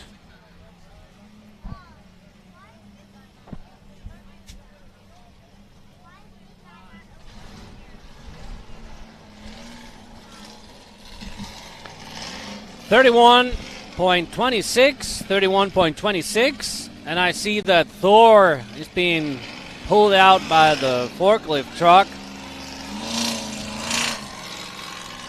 The Viking buggy leaving, heading up there to the starting gate. Getting ready to... Hopefully he'll have a good show. Got another guy, great guy to videotape. Get your cellular device out, Exactly. as Zach would say. He said we have your Lady lost her phone, so we have your cellular device with your face on it. You can see our starting lineup there, giving some safety guidelines. Make sure you're all strapped in, ready to go. Make sure the course is clear. Looking for our green flag. All right, and then we have the green flag. So the Viking is okay to go. They're not hitting it that hard, so getting a good time is going to be pretty easy with these guys. No penalty as of yet. Clearing those gates. Woo! Again, watching it bounce through is always exciting. Again, there we go. I think your guys would race with us just fine. Whoa, getting a little bit out of whack there. We've had some Icelandic dudes doing like the rock bouncers. We Yes, had Aaron yes, yesterday, yes. and Super awesome to watch him come out. He put some groove tires on and came out with us. 23.38. Get a quick time. I think 21 is still our leader. I think so, yeah.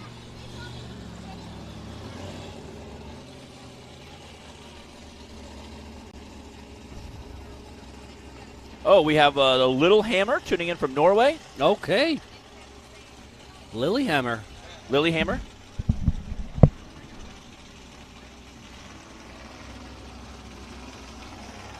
Then we got Heckler on the line, getting ready to race, driven by Heckler. He's been giving us shows, and he's been giving us breakdowns, so I don't know what he's going to do. But he's going either way.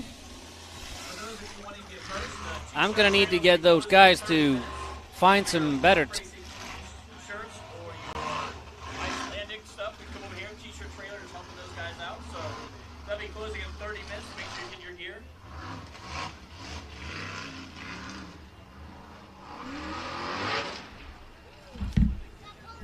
Getting that time.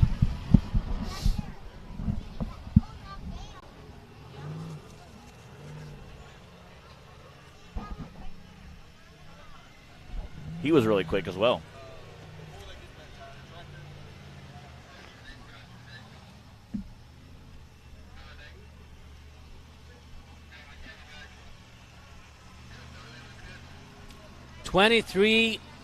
.03.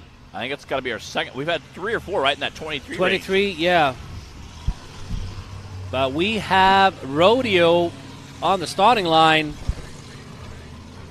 Our guy Gumi. The Icelandic name for that one is Otemjan.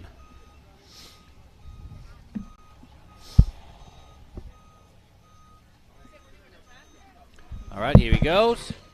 Through the gates. Excellent. No problems there. We're going to need to give him some challenge in the next tracks.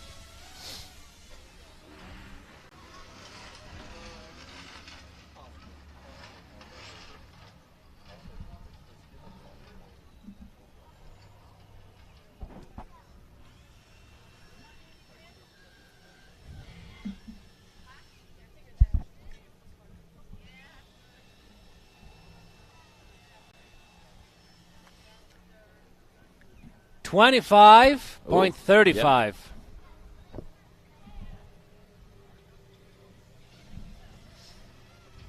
And that's the gummy. 25.35. But he got the 350 points. Okay. And then the no penalties.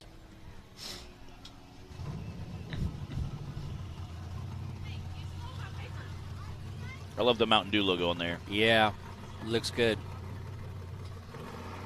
So then we have Fatinger. The fainting goat, Yeah. And we've changed his nickname to Tornado. which I think he loves. Yeah. It's better than Smoothie. It's a lot better than Smoothie. Yeah, that That doesn't strike fear in the heart of the competition. Exactly. Smoothie. I mean, he earned it in the last track. Yeah. Again, a lot of saves. It was a good job. And for a stock driver to do that, that's very, very impressive. Exactly. And I'm just amazed how high up they can go.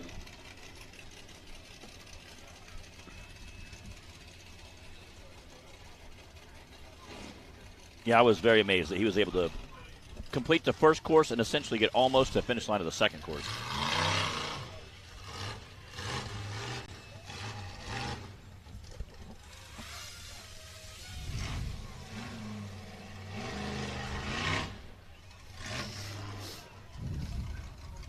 They usually do okay in these kind of time attacks because there's not a lot of climbing.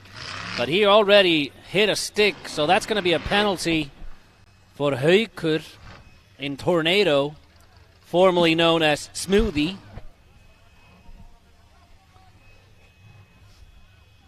And we're already getting ready for track number 4.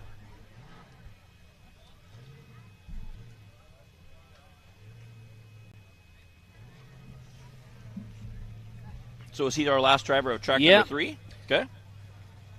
So I'll wrap up track number 3. It's going on pretty quick as we make our way to track number 4. And that one is a little bit more challenging than what we've had so far. It's on the screen right now. Wow. So they're going to start around the 2 tires. They're going to go over the ridge at Cable Hill, go up and down again. Wow. So this is probably the most complex track up until now. And they're going to be needing to watch their driving up that hill because that gate is only the 200 gate midway up. And then they're going to come back down again to get to 250 points or 300. So if they don't make it up that hill or half the way or something, they are looking at 200, 880, 180 to 230, 40, something like that. But they need to make it up there to be able to come back down to get those 250s, 300, and 350 gates. But I'm...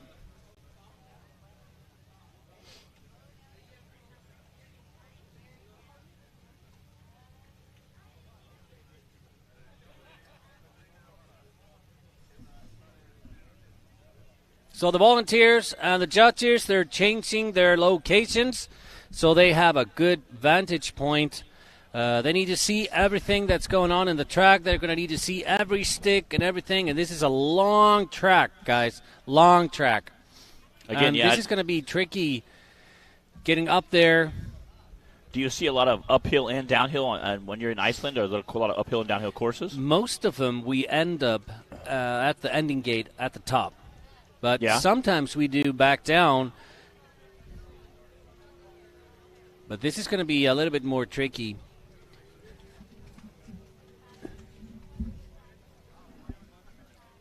See him down there, checking it out, looking at the course, making sure everybody's ready to go. We have about 20 minutes as the drivers are going to look at the drawing off the track. Make sure they're ready to go. So we can maybe go and check out some of our awesome sponsors here on the live feed. Yep. And we'll be right back with track number 4 of the Formula Off-Road here in Bikini Bottoms.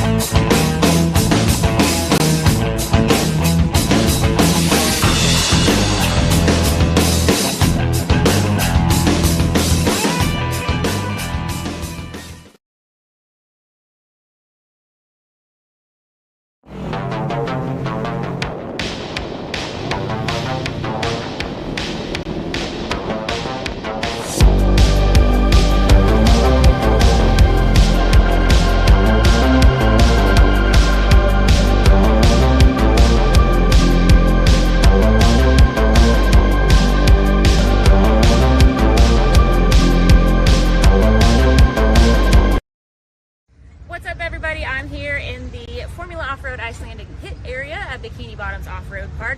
Wanted to give you viewers at home an idea of what we've been talking about here when we tell you they've shipped everything over here and set it all up out here at Bikini Bottoms in just a few days span. So we're going to do a little tour of the pit area. So here's some of the shipping containers that they brought everything over in. They packed, I believe it's like 4 cars to a container, and they've got it down to a science. One of the drivers was telling us, and they can do it pretty quickly, he said. And they pack them all up, they ship the containers over here, and then the race teams themselves arrived, from the information I have anyway, a few days ago, earlier this week, flew into various cities. I think Bessie came into Chicago. I think Elva ended up coming in through Nashville. So I'm sure there's a little bit of everything. Everybody scattered all over, some different travel plans. They hit up a couple places before coming here to Bikini Bottoms in Dyersburg, Tennessee. So let's go check out the pit area, and you guys can see what it's like here for the Formula Off-Road Iceland teams. Come here. Guys, look what I found in the pits. Oh gosh, he's fast. Turtles are supposed to be slow. Oh my gosh. Hey. I don't want him to get run over out here. Okay, where should we put him? Up in the kudzu. Hell, this Biting? guy's on a mission. No, he hasn't bit me yet. Did turtles bite? Should we name him Thor? This is a really fast turtle. Alright, dude. Stay away from the big tires. Alright, guys. Will you introduce yourself? Because I know I probably won't be able to pronounce your name. Yeah, my name is Frauen. Yep. Nope, can't do that one. So tell us about your race team that you're here with, and what your experience has been like in the last few days here. So we came on Wednesday last week. Landed in Chicago, drove down here with a one night stay over, and set up here with our cars. We brought like 3 cars. Yep. We come from a small town in Iceland. 500 people live there, so yeah, it's a small town. So and 30 people came from Iceland with us with our 3 cars here. Yeah. So we're like a small racing series inside a small racing series. So, but it's awesome. It's be a lot of fun. We help each other out back and forward. So we feel like one big family here. That's good. Hey, we talk about that in our own race series all the time. There's competition, but it's like a family too. Yeah, so. of course. And what's your race team name? It's the Viking. The Viking. Okay. Yeah. Hey, I can say that one. Yeah. All right. Awesome. Well, thanks so much for talking with us. Well, thank you. All right, so within just the span of a few days, the Formula Off-Road Icelandic teams have set up all of this that you see going on behind me, this pit area. They've got all these tents. They are working really hard because they are in the middle of their first hill climb race right now, and there's a lot of quick repairs being made in this area so they can get their cars back up and running. All right, I mentioned some of the quick repairs that are taking place right now. You can see behind me. There's a lot going on. They're trying to get these cars back up and running so that they can continue on with the hill climb racing that they've been doing today. I think I heard that only like 2 cars were out of the running out of like 16-ish. And after some pretty serious tumbles down the hill, I'm honestly surprised that it's not more than that. But these guys are incredible at being able to get things back together really fast and creatively. So I think that's some of what's going on behind me right now. You guys take a look.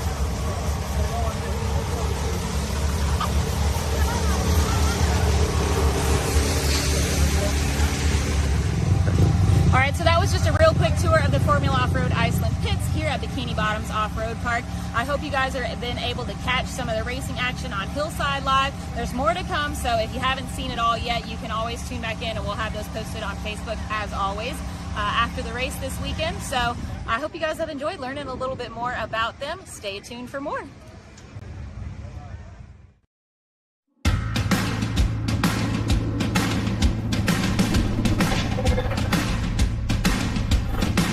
Presenting the all-new designs from Treadwear Apparel in 2021.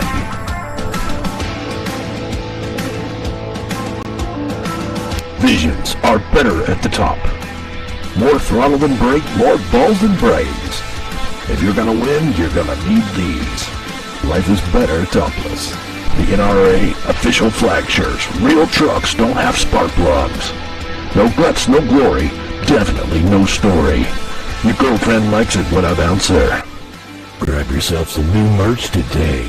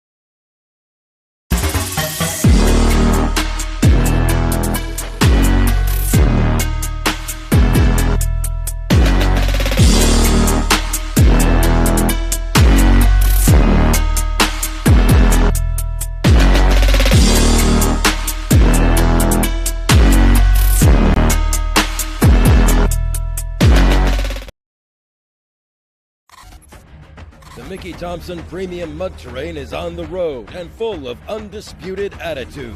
The Baja Boss MT. No compromises, ever. We are purpose-built tires for truck and Jeep enthusiasts everywhere.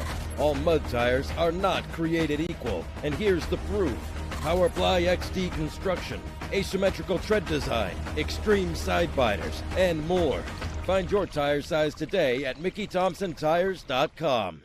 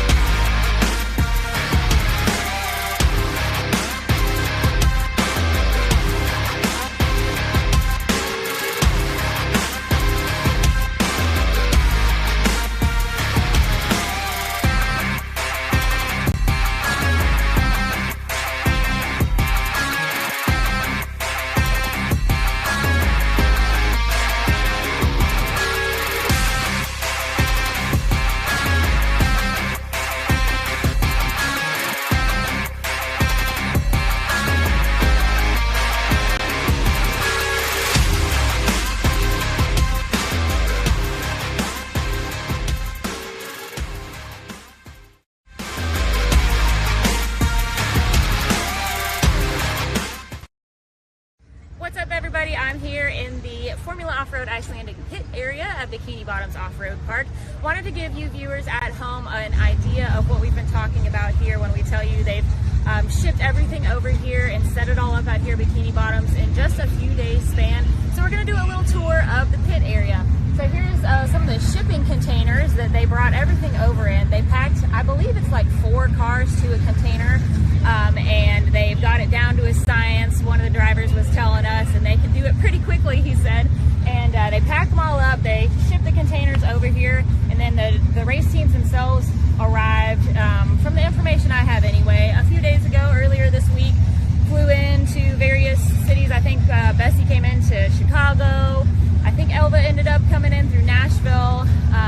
So I'm sure there's a little bit of everything. Everybody scattered all over, some different travel plans. They hit up a couple places before coming here to Bikini Bottoms in Dyersburg, Tennessee. So let's go check out the pit area, and you guys can see what it's like here for the Formula Off-Road Iceland teams. Come here. Guys, look what I found in the pits. Oh gosh, he's fast. Turtles are supposed to be slow. Oh my gosh. Hey. I don't want him to get run over out here. Okay, where should we put him? Up in the kudzu. Hell, this Biting? guy's on a mission. No, he hasn't bit me yet. Did turtles bite? Should we name him Thor? This is a really fast turtle. Alright, dude. Stay away from the big tires. Alright, guys. Will you introduce yourself? Because I know I probably won't be able to pronounce your name. Yeah, my name is Thrawin. Yep. Nope, can't do that one. So tell us about your race team that you're here with, and what your experience has been like in the last few days here. So we came on Wednesday last week. Landed in Chicago, drove down here with one night stay over, and set up here with our cars. We brought like 3 cars. Yep. We come from a small town in Iceland. 500 people live there, so yeah, it's a small town. So and 30 people came from Iceland with us with our 3 cars here. Yeah. So we're like a small racing series inside a small racing series. So, but it's awesome. It's be a lot of fun. We help each other out back and forward. So we feel like one big family here. That's good. So, hey, we talk about that in our own race series all the time. There's competition, but it's like a family too. Yeah, so. of course. And what's your race team name? It's the Viking. The Viking. Okay. Yeah. Hey, I can say that one. Yeah. All right. Awesome. Well, thanks so much for talking with us. Well, thank you. All right, so within just the span of a few days, the Formula Off-Road Icelandic teams have set up all of this that you see going on behind me, this pit area. They've got all these tents. They are working really hard because they are in the middle of their first hill climb race right now, and there's a lot of quick repairs being made in this area so they can get their cars back up and running. All right, I mentioned some of the quick repairs that are taking place right now. You can see behind me. There's a lot going on. They're trying to get these cars back up and running so that they can continue on with the hill climb racing that they've been doing today. I think I heard that only like 2 cars were out of the running out of like 16-ish. And after some pretty serious tumbles down the hill, I'm honestly surprised that it's not more than that. But these guys are incredible at being able to get things back together really fast and creatively. So I think that's some of what's going on behind me right now. You guys take a look.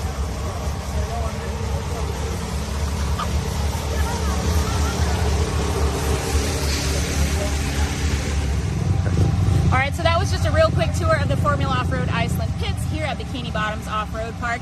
I hope you guys have been able to catch some of the racing action on Hillside Live. There's more to come, so if you haven't seen it all yet, you can always tune back in, and we'll have those posted on Facebook as always after the race this weekend. So I hope you guys have enjoyed learning a little bit more about them. Stay tuned for more.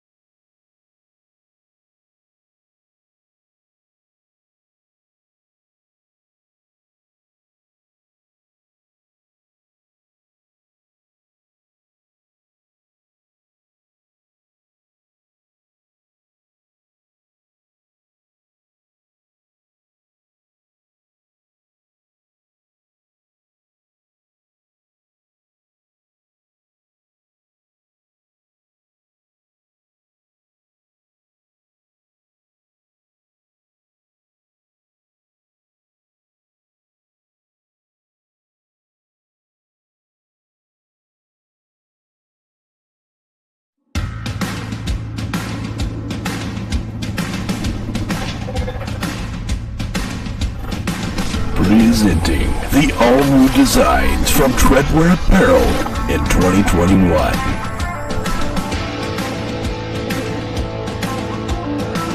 Visions are better at the top. More throttle than brake, more balls than brains.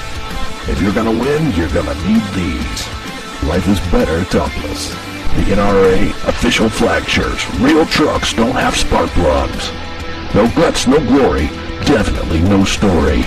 Your girlfriend likes it when I bounce her. Grab yourself some new merch today.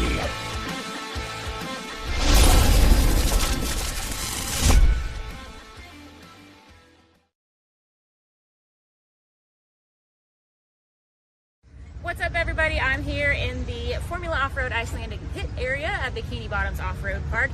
Wanted to give you viewers at home an idea of what we've been talking about here when we tell you they've shipped everything over here and set it all up out here at Bikini Bottoms in just a few days span. So we're going to do a little tour of the pit area. So here's some of the shipping containers that they brought everything over in. They packed, I believe it's like 4 cars to a container, and they've got it down to a science. One of the drivers was telling us, and they can do it pretty quickly, he said.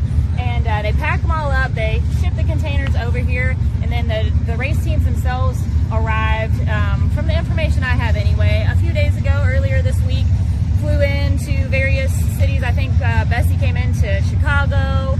I think Elba ended up coming in through Nashville, so I'm sure there's a little bit of everything. Everybody scattered all over, some different travel plans. They hit up a couple places before coming here to Bikini Bottoms in Dyersburg, Tennessee. So let's go check out the pit area, and you guys can see what it's like here for the Formula Off-Road Iceland teams. Come here. Guys, look what I found in the pits. Oh gosh, he's fast. Turtles are supposed to be slow. Oh my gosh. Hey. I don't want him to get run over out here. Okay, where should we put him? Up in the kudzu. Wow, this guy's on a mission. No, he hasn't bit me yet. Did turtles bite? Should we name him Thor? This is a really fast turtle. Alright, dude. Stay away from the big tires. Alright, guys. Will you introduce yourself? Because I know I probably won't be able to pronounce your name. Yeah, my name is Frauen. Yep. Nope, can't do that one. So tell us about your race team that you're here with, and what your experience has been like in the last few days here. So we came on Wednesday last week. Landed in Chicago, drove down here with one night stay over, and set up here with our cars. We brought like 3 cars. Yep. We come from a small town in Iceland.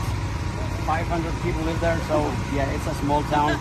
So and 30 people came from Iceland with us with our 3 cars here. Yeah. So we're like a small racing series inside a small racing series. So, but it's awesome. It's a lot of fun. We help each other out back and forward. So we just like one big family here. That's good. Hey, we talk about that in our own race series all the time. There's competition, but it's like a family too. Yeah, so. of course. And what's your race team name? It's the Viking. The Viking. Okay. Yeah. Hey, I can say that one. Yeah. All right. Awesome. Well, thanks so much for talking with us. Well, thank you. All right, so within just the span of a few days, the Formula Off-Road Icelandic teams have set up all of this that you see going on behind me, this pit area. They've got all these tents. They are working really hard because they are in the middle of their first hill climb race right now, and there's a lot of quick repairs being made in this area so they can get their cars back up and running. All right, I mentioned some of the quick repairs that are taking place right now. You can see behind me. There's a lot going on. They're trying to get these cars back up and running so that they can continue on with the hill climb racing that they've been doing today. I think I heard that only like 2 cars were out of the running out of like 16-ish. And after some pretty serious tumbles down the hill, I'm honestly surprised that it's not more than that. But these guys are incredible at being able to get things back together really fast and creatively. So I think that's some of what's going on behind me right now. You guys take a look.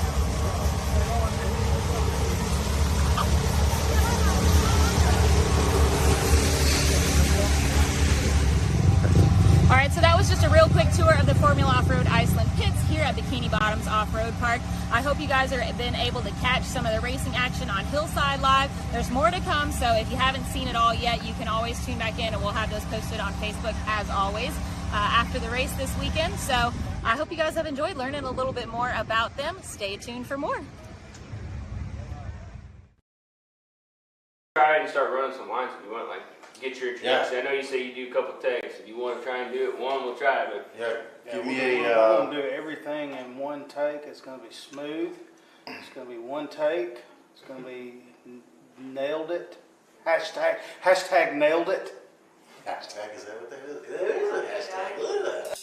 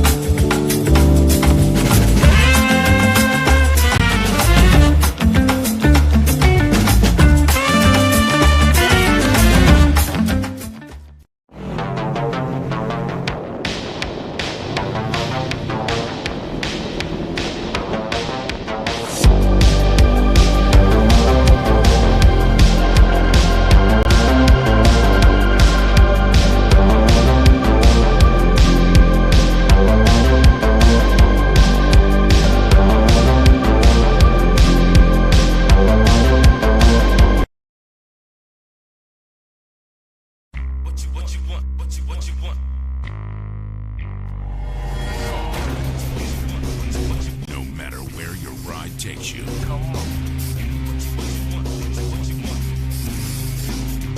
Whether it's a quick trip or a slow climb. When you choose RCV Performance Axles, you're guaranteed to finish every time.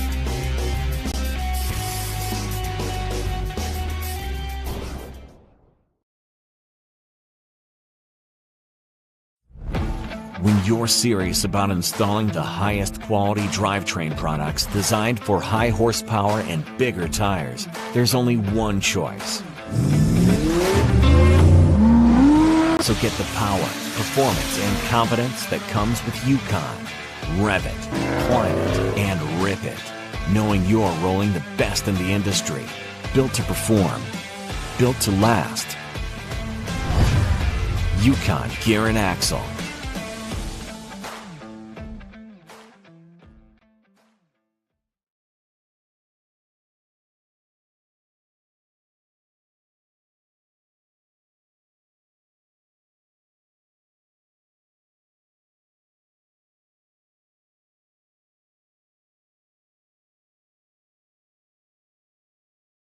All right, we are back here at Dyersburg, Tennessee, Bikini Bottoms Off-Road Park. We are getting ready to kick off course number 4 for the day.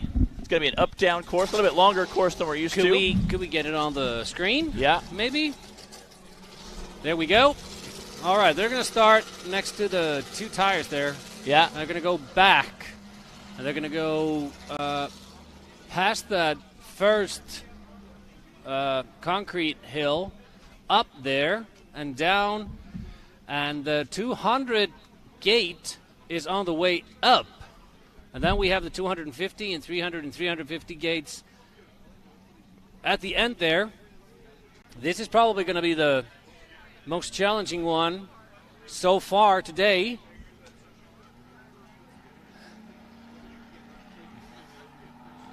Well, this is looking good. All right, we have Viking coming up. He's on the starting line, driven by Ingvar.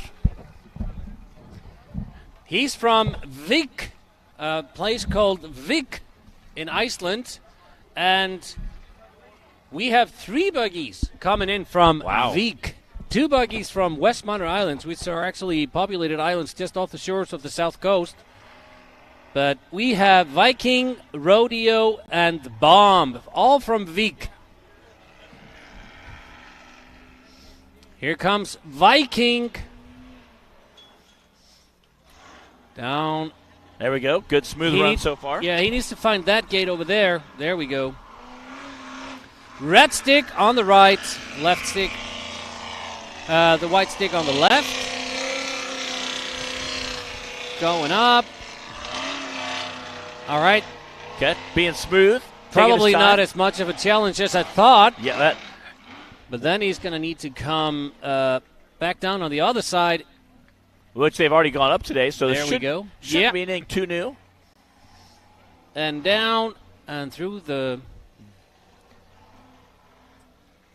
So, actually, much quicker than we thought.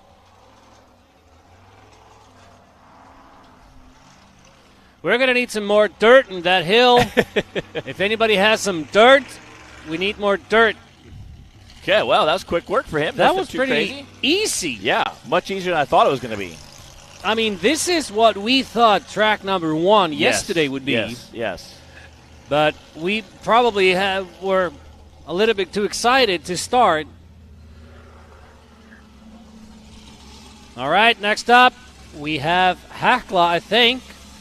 Here comes Heckler Hawk.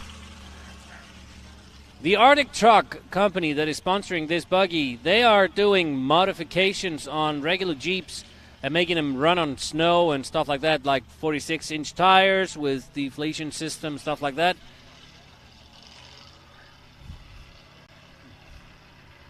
This buggy used to be white. You know it as white for those of you who have been here before.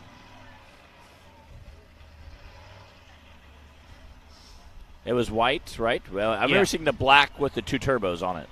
Shirts, back in 2018. Yeah. Here we go, checking the belts, making sure everything's okay. All right. Again, you can see how much dust we've actually stirred up this weekend. Rock Racing TV giving us some beautiful footage. And he's off.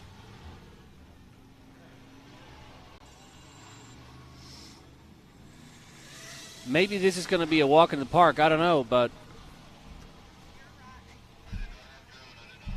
maybe we need to... taking his time, making sure getting to there. There's no time. There's no time now, so he can take his time. Again, there's about a 3 foot, 4 foot lip at the top of there. So, again, I think we'll see some guys kind of take their time with that, make sure they line up perfectly before they kind of shoot out it. That was easy going up. I know that things can get dug out, so courses can change quickly throughout the day.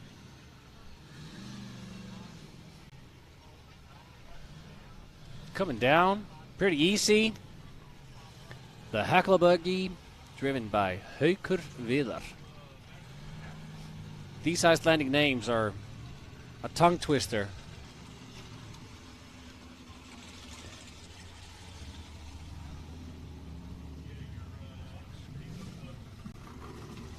I'm hearing not a lot of penalties for that one.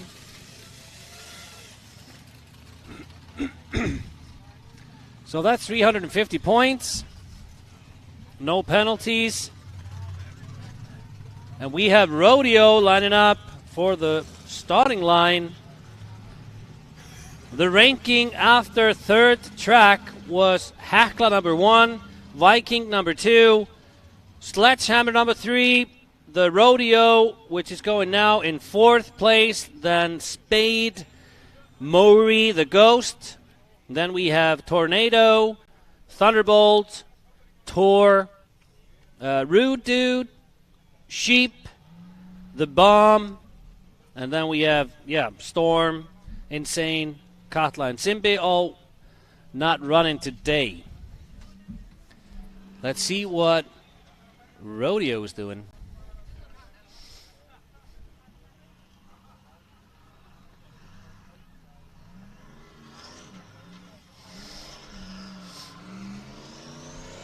This is a new buggy. They built it just last winter.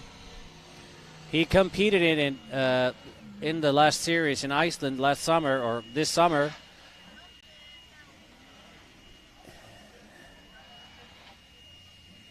Not a lot of penalties going on.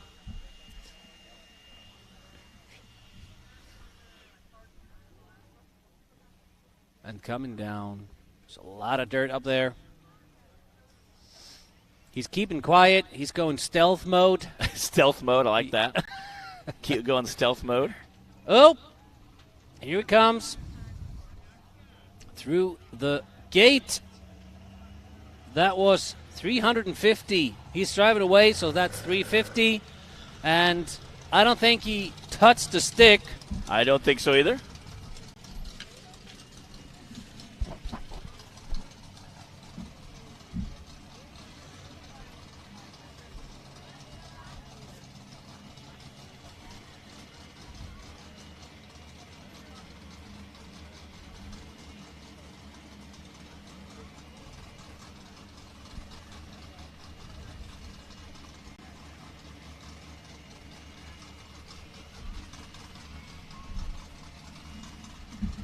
I don't know what's happening. I mean, maybe it's the terrain changing, or we're a little bit more to the right here on the hills. But this seems to be pretty easy for them. I'm not seeing any end gates on the left of the zipline tower. But we are waiting now for a green flag.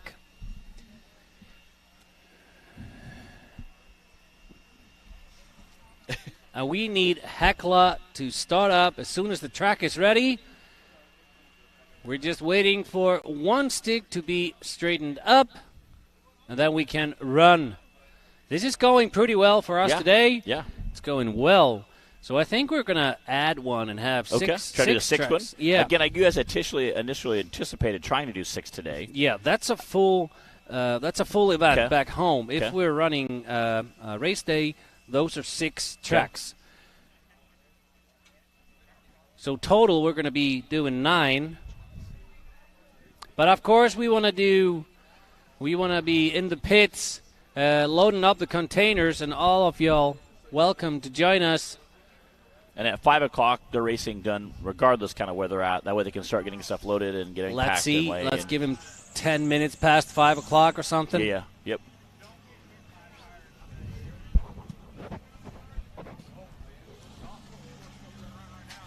Big Joe. All right.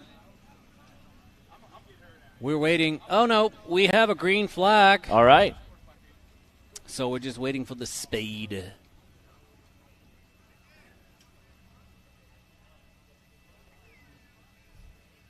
And then probably Heckler is up after that.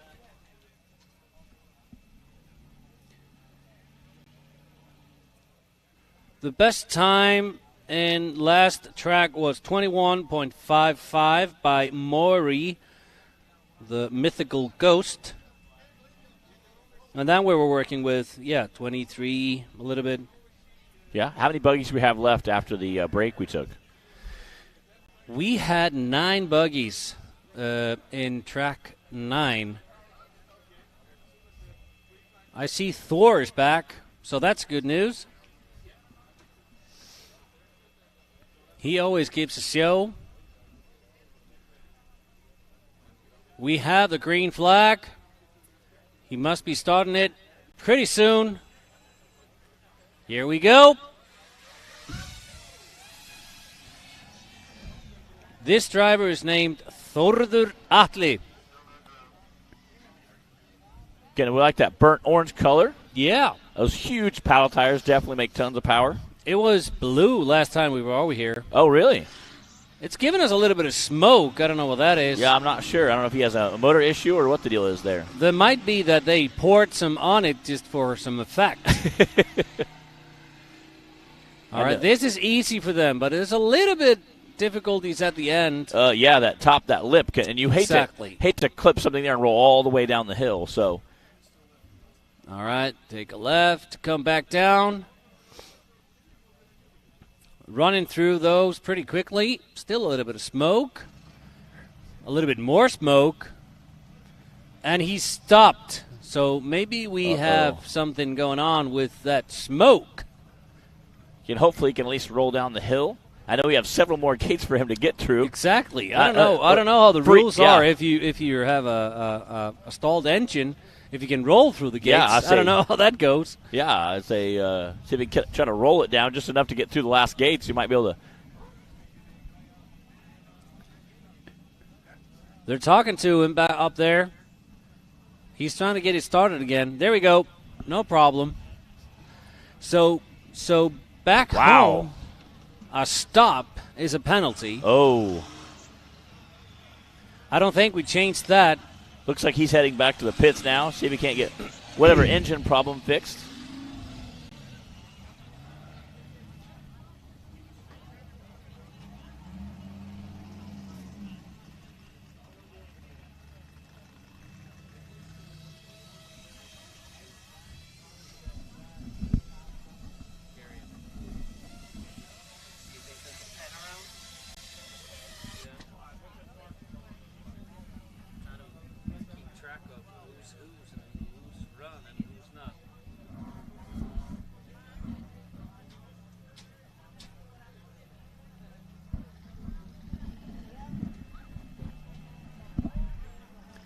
So we have Sledgehammer on the line now, driven by Geir Evert. That sounds kind of French. Yeah, it does kind of. Yeah. Oui, oui. Le Geir Evert. Yeah. Oh, yeah. Got a little fanciness there. Got that same kind of phlegm sounding to it. Exactly. Sounds like a famous painter. He's got some artwork in the 16th Chapel. Here we go. Let's hope he will paint those hills. Again, this is one of the hills that the bouncers went through, the side-by-sides went through yesterday. There's a little bit of smell after Spade. Yeah. Again, looks like a little oil there. I'm not sure if he has some rings going bad or what's the deal.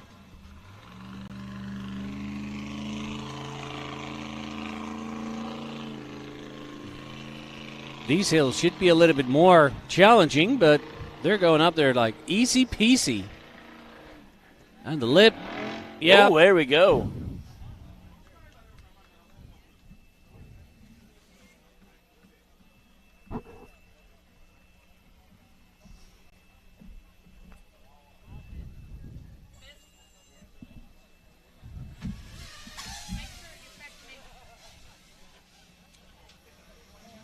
Alrighty.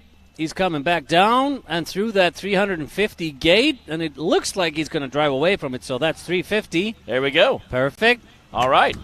Excellent. There we go. Well, not a lot of action at the end gate. Yeah. Guess is Mori coming up next. Again, the looks like green buggy. And I'm thinking Tornado is coming up last, so he's gone behind. Yeah. If he makes it back. Mori, yeah. Lining up. Me and my buddy Ole were talking about that last night, about the buggy. Yeah. Yep. A little shorter. Yeah, a little it's shorter. a little different build, but it seems to be working fine. It looks like he has a little higher center of gravity, but that also could be because he's so short and narrow. And the illusion. Yeah. Yeah, the illusion.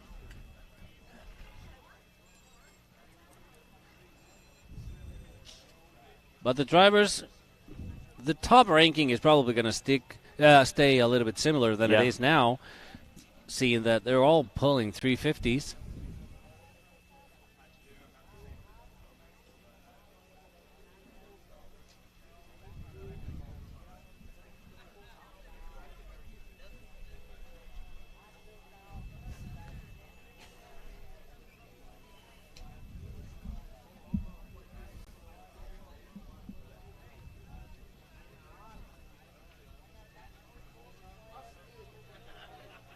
Looks like the track is clear. Gonna see what's going on there. Checking to see if we have a green flag up there. That usually means, oh yeah, they were fixing a stick at the gates over there. Okay. So they're just about getting ready. There's the green flag, and Mori is on his way. Short little buggy. Yeah, again, the neon green buggy is very, very distinct. I think he's the only neon green buggy you guys have. Is that correct? Yeah, for now. Okay. If it's a winning color, maybe they want to add Copy it, yeah. Like that Tim Cameron green there.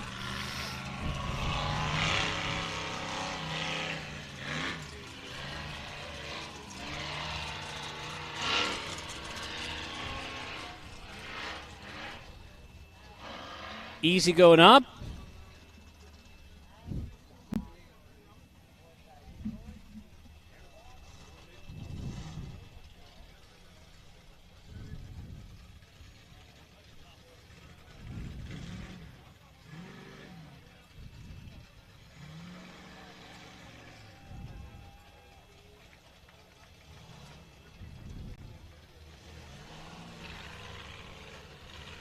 That was no problem. Yeah, quick work of that. Again. No problem at all. Going to see the KFC buggy coming up next. Yep. Now we have Thor on the line. He's seen how the other guys did it. Yes. So he's probably going to try to make a show. Well, I'm hoping at least. There's some opportunities to do a jump in this track.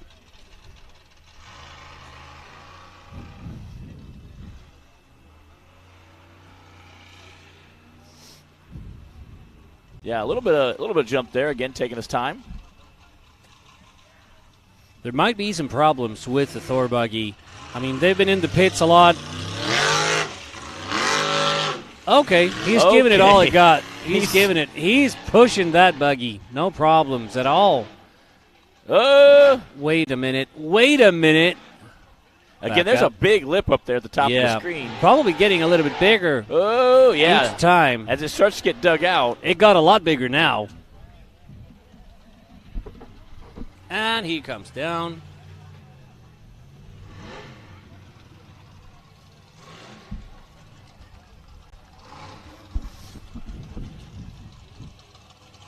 And through the gate. Again, no time here, so they're taking their time. And we have Thunderbolt coming up. Okay.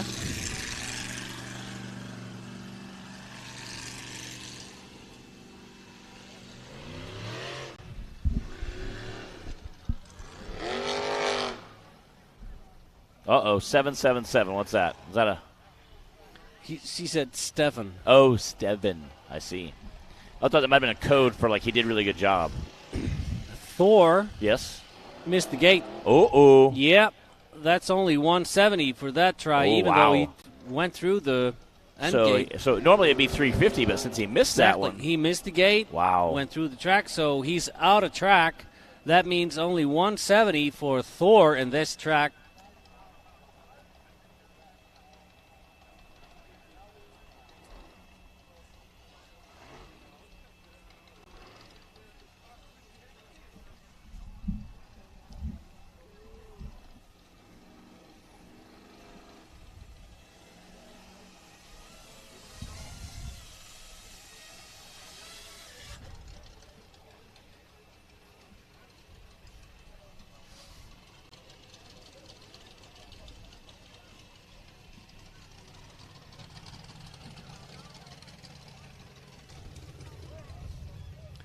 Changing one white stick.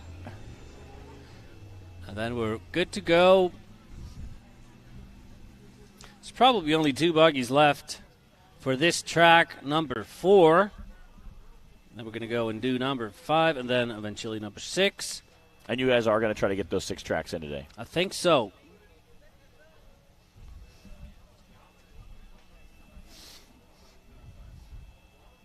Volunteers clearing out. So we're going to be good to go in a few seconds with Thunderbolt, driven by Jon Reiner. Actually, it could be anyone from the family who's driving the buggy. They all keep it tight. Yeah, they take turns. Mom, dad, little kids, Yeah. the dog. Yeah, That's they'll take a spin. Well, that's one of the rules here. I mean, you can have many drivers you want. Really? Yeah. That's not okay back home, but But these here are it said, hey, you know what? one of the yeah. one of the changes. Everybody wants to give play. a try. Everybody Yeah. wants to have a turn, you know? Exactly. Yeah. So I think that's nice. I think it's super awesome, especially if you have a team 5-6 guys, you have 5 or 6 courses. Everybody, let's have fun, let's do it, go and race. Exactly. So the Katla Turbo Buggy, they had like 12 drivers lining up. But too bad, the first track, yeah, out.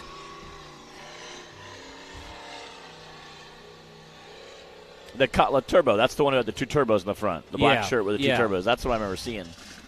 Very, very cool. He almost made it up there just idling. Yes, that's crazy. He must be very, very light or very powerful, one of the 2. Or a combination. Yeah, or a combination. Yeah, yeah. All right. Missing a little bit of shell here. The Tornado, Yeah. formerly known as Smoothie. Yes, formerly known as Smoothie, a.k.a. formerly known as Smoothie. It looks like he's going to head back. Oh, I guess he backed in there. Thought he'd been heading back to the pits to get everything checked out, but looks like that was a smooth race, smooth Yep. run, so.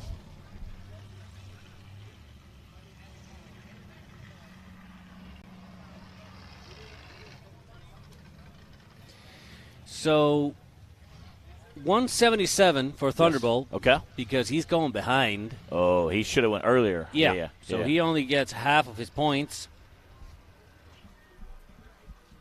And then probably took a penalty somewhere up there. But we have Tornado next.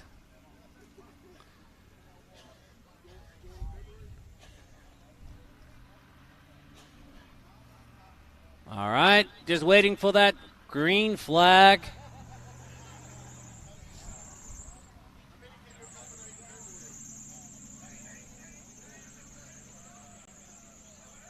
I like the lines of that buggy, the burnt orange, the sexy, the kind of the way those swooping lines come off the hood. Very sharp. Again, this is our stock rig. It looks like he took the hood off, maybe trying to get some more ventilation. Hopefully he can manage through. Again, he runs a much smaller paddle tire. Yeah. Whoa! Wow. Yeah. Let's give him best in show. Yes, yes. Yeah. Again, you get, that's very interesting.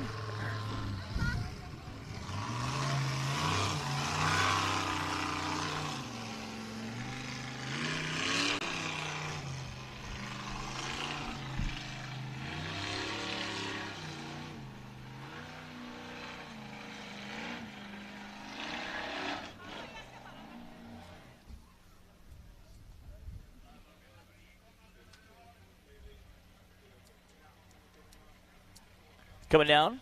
Again, making check. Again, this is our stock rig. He is a street legal class over in Iceland, the only street legal car we're running this weekend. So yeah, super excited to see that we got a street legal car. Kind of shows the differences between the different classes. We really appreciate him coming out. That's super awesome. Again, it looks like he took his hood off. Maybe that's for ventilation. Trying to get some of the heat out. Uh-oh. He's saying, no, let's go. So yeah, maybe they're going to go back and check some things out, make some repairs. They're jogging back.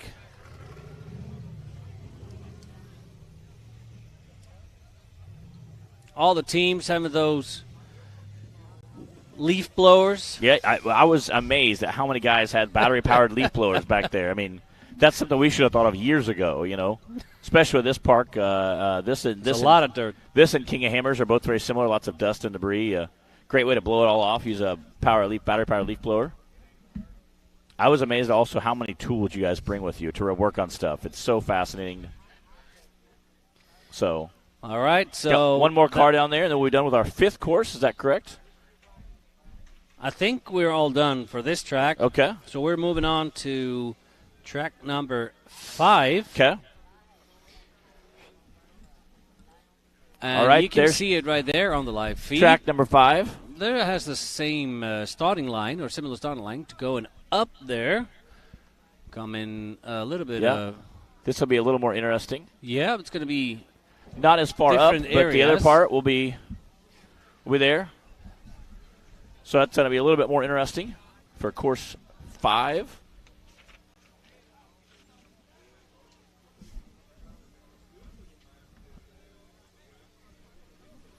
And track number 6 has an end gate at the top, so that's a grand finale. They're going to show some big jumps at the end there. They don't mind if they take their buggies totaled back home. That's no problem. They have a whole winter to work on them. When is your guys' next race to kick off your season? May. May. So you have 6 months to work on things. Exactly. So there's no problem there. But we're going to move over now and get ready for track number 5. Okay. So let's give him a few minutes. Yep. We'll cut to commercial, and we will get them getting set, and we'll be back later. What's up, everybody? I'm here in the Formula Off-Road Icelandic pit area at Bikini Bottoms Off-Road Park. Wanted to give you viewers at home an idea of what we've been talking about here when we tell you they've shipped everything over here and set it all up out here at Bikini Bottoms in just a few days span. So we're going to do a little tour of the pit area. So here's some of the shipping containers that they brought everything over in. They packed, I believe it's like 4 cars to a container, and they've got it down to a science. One of the drivers was telling us, and they can do it pretty quickly, he said. And they pack them all up. They ship the containers over here, and then the race teams themselves arrived, from the information I have anyway, a few days ago, earlier this week, flew into various cities. I think Bessie came into Chicago. I think Elva ended up coming in through Nashville, so I'm sure there's a little bit of everything. Everybody scattered all over, some different travel plans. They hit up a couple places before coming here to Bikini Bottoms in Dyersburg, Tennessee. So let's go check out the pit area, and you guys can see what it's like here for the Formula Off-Road Iceland teams. Come here. Guys, look what I found in the pits.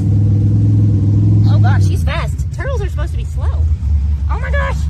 Hey. I don't want him to get run over out here. Okay, where should we put him? Up in the kudzu. Oh, this guy's on a mission. No, he hasn't bit me yet. Did turtles bite? Should we name him Thor? This is a really fast turtle. Alright, dude. Stay away from the big tires. Alright, guys. Will you introduce yourself? Because I know I probably won't be able to pronounce your name. Yeah, my name is Frauen. Yep. Nope, can't do that one. So tell us about your race team that you're here with and what your experience has been like in the last few days here. So we came on Wednesday last week. Landed in Chicago, drove down here with one night stay over, and set up here with our cars. We brought like 3 cars. Yep. We come from a small town in Iceland. 500 people live there, so yeah, it's a small town. So and 30 people came from Iceland with us with our 3 cars here. Yeah. So we're like a small racing series inside a small racing series. So, but it's awesome. It's be a lot of fun. We help each other out back and forward. So we feel like one big family here. That's good. Hey, we talk about that in our own race series all the time. Everyone, there's competition, but it's like a family too. Yeah, so. of course. And what's your race team name? It's the Viking. The Viking, okay. Yeah. Hey, I can say that one. Yeah. All right, awesome. Well, thanks so much for talking with us. Well, thank you. All right, so within just the span of a few days, the Formula Off-Road Icelandic teams have set up all of this that you see going on behind me, this pit area. They've got all these tents. They are working really hard because they're in the middle of their first hill climb race right now, and there's a lot of quick repairs being made in this area so they can get their cars back up and running. All right, I mentioned some of the quick repairs that are taking place right now. You can see behind me, there's a lot going on. They're trying to get these cars back up and running so that they can continue on with the hill climb racing that they've been doing today. I think I heard that only like 2 cars were out of the running out of like 16-ish. And after some pretty serious tumbles down the hill, I'm honestly surprised that it's not more than that. But these guys are incredible at being able to get things back together really fast and creatively. So I think that's some of what's going on behind me right now. You guys take a look.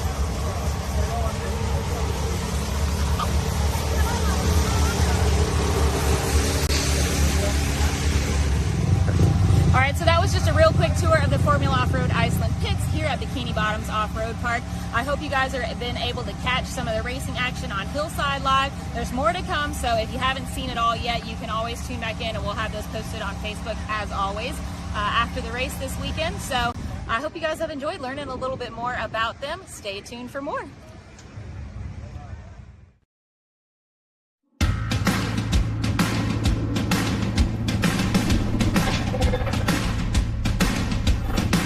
Presenting the all-new designs from Treadwear Apparel in 2021.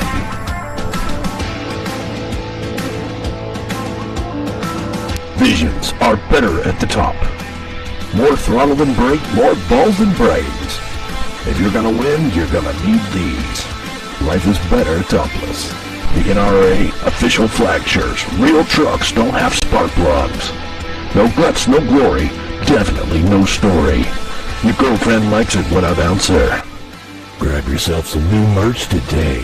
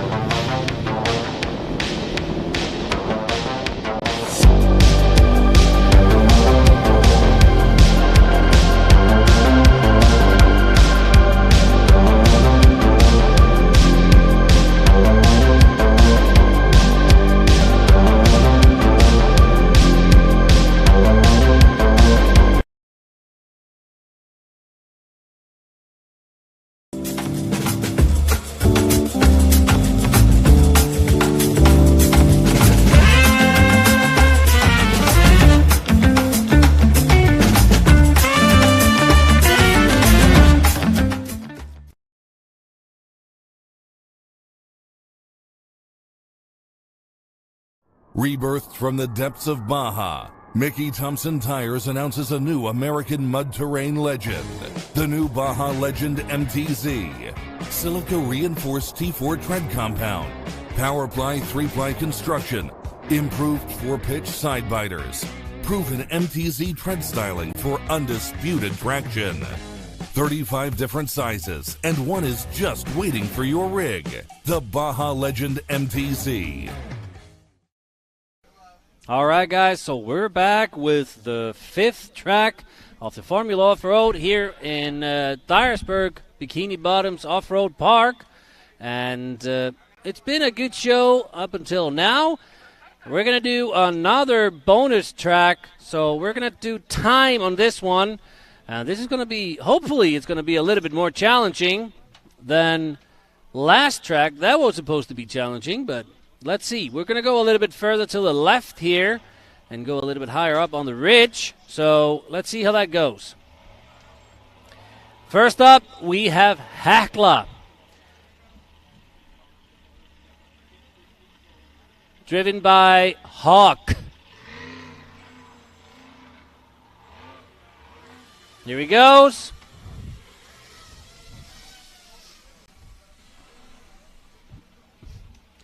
Seeing some legends, Icelandic legends here in the crowds.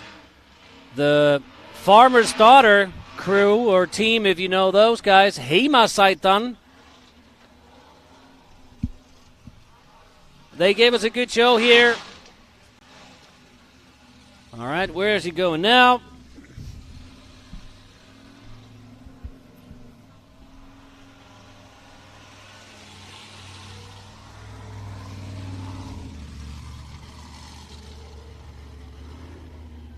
Next up, we have Rodeo.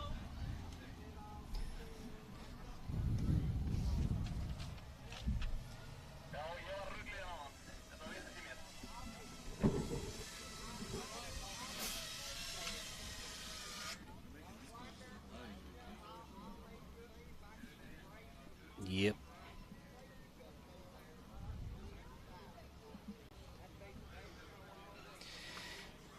In track number 6, we're going to go do the higher ridge over there, but we have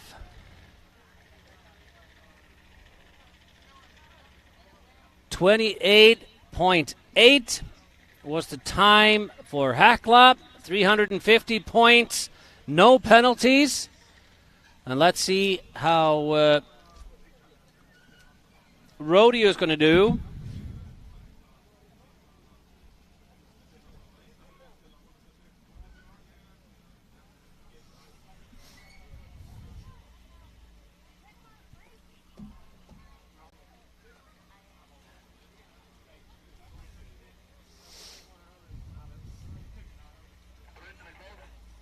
We have a green flag, so we just need to start Rodeo off.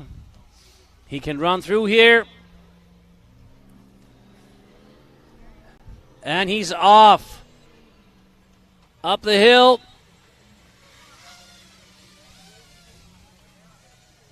Come back down again. Try not to touch those sticks. The sticks are a big thing back home. It's maneuvering.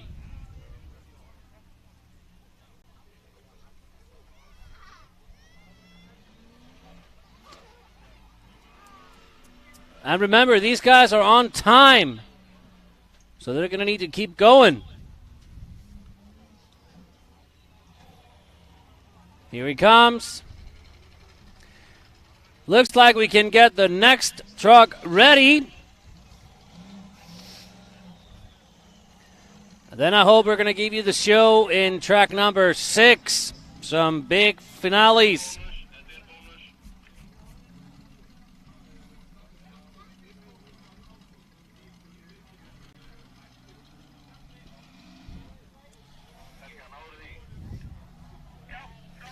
That's 50.76 was the time. He got 350 points for the length, but he managed to grab himself 20 penalty points. Next up, Spade.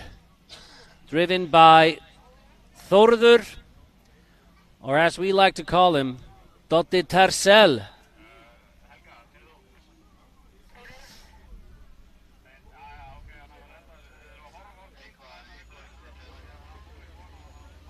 All right, getting that stick fixed.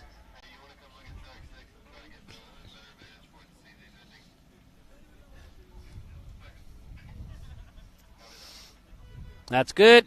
Now we can get the speed running.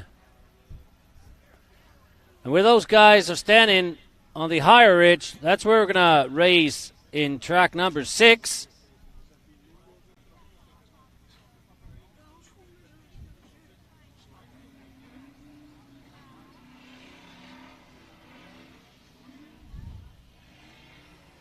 And a hard turn there.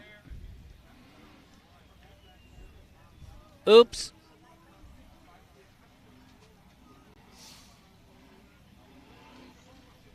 Took a stick. That's a penalty. Over the wet pit. Up the ridge. Through the gates. Yeah. Hey there. And through the end gate. Well done.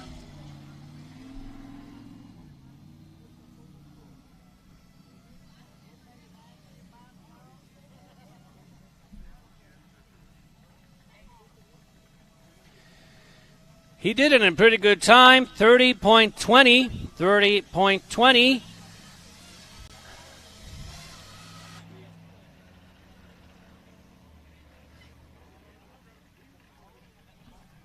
So he got 350 points for the length, but he got 40 penalty points in that short run.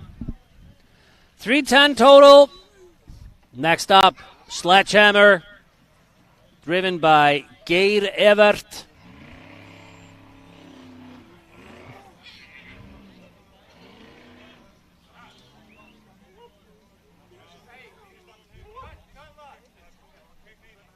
And left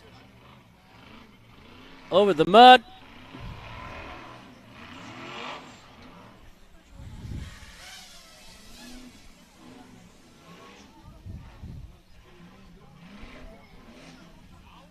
A little bit of jump.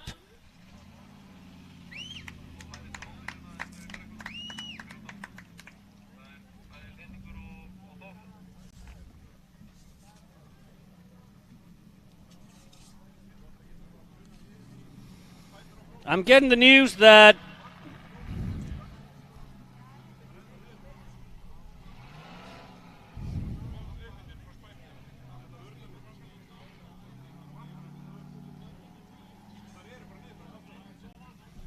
so the Sledgehammer did it in 28.8 and got 20 points penalty. But yeah, I got the news that the truck formerly known as Smoothie, now we're calling him Tornado, he's out, so he might be getting back to Smoothie.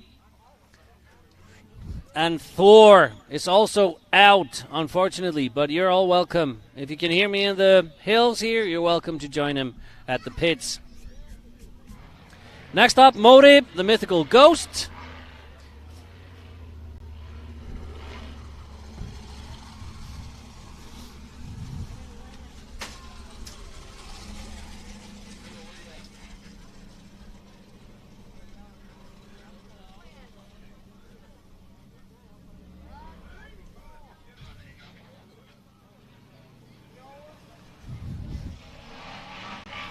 Over the mud.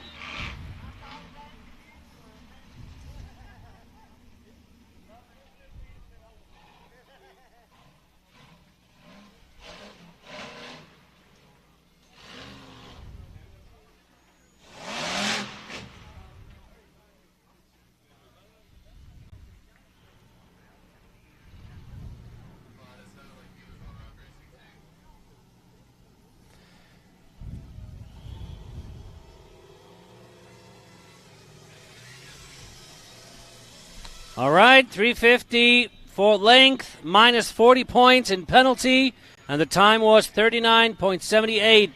So we have 2 at the top for time-wise. That's Sledgehammer and Heckler, running just under 30. That's 28.8. On the line, we have Thunderbolt, the pink and white buggy.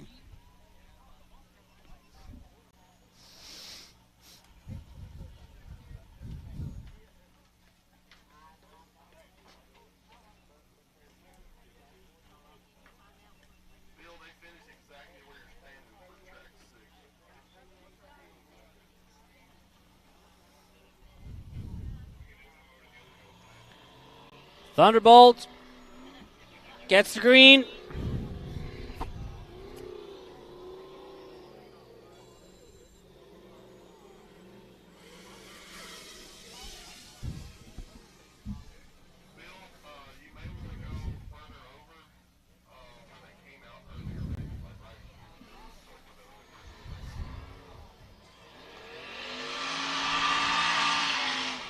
All right, that mud could be a little bit sticky there.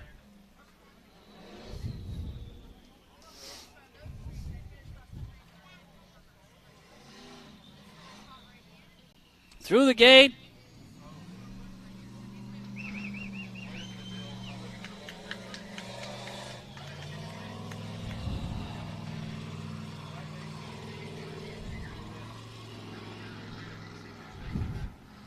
Time was 40.8.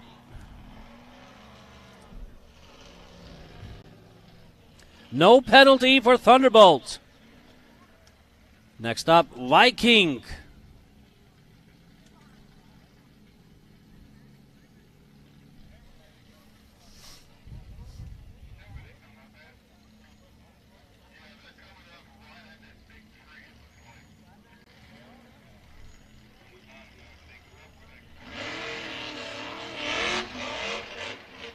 Looks like he's going to get that flying start over there. Let's see if he gets stuck in the mud.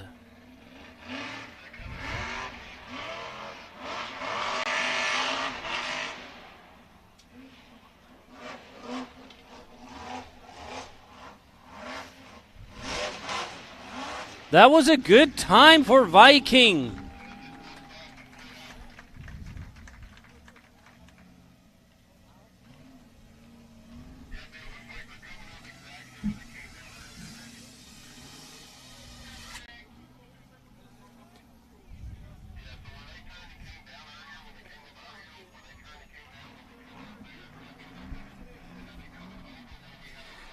So the Viking is taking away a lot from this. Best time, 25.56, 25.57, and no penalty points. All right, that was it for track number 5. Next up, the last track of the day, track number 6.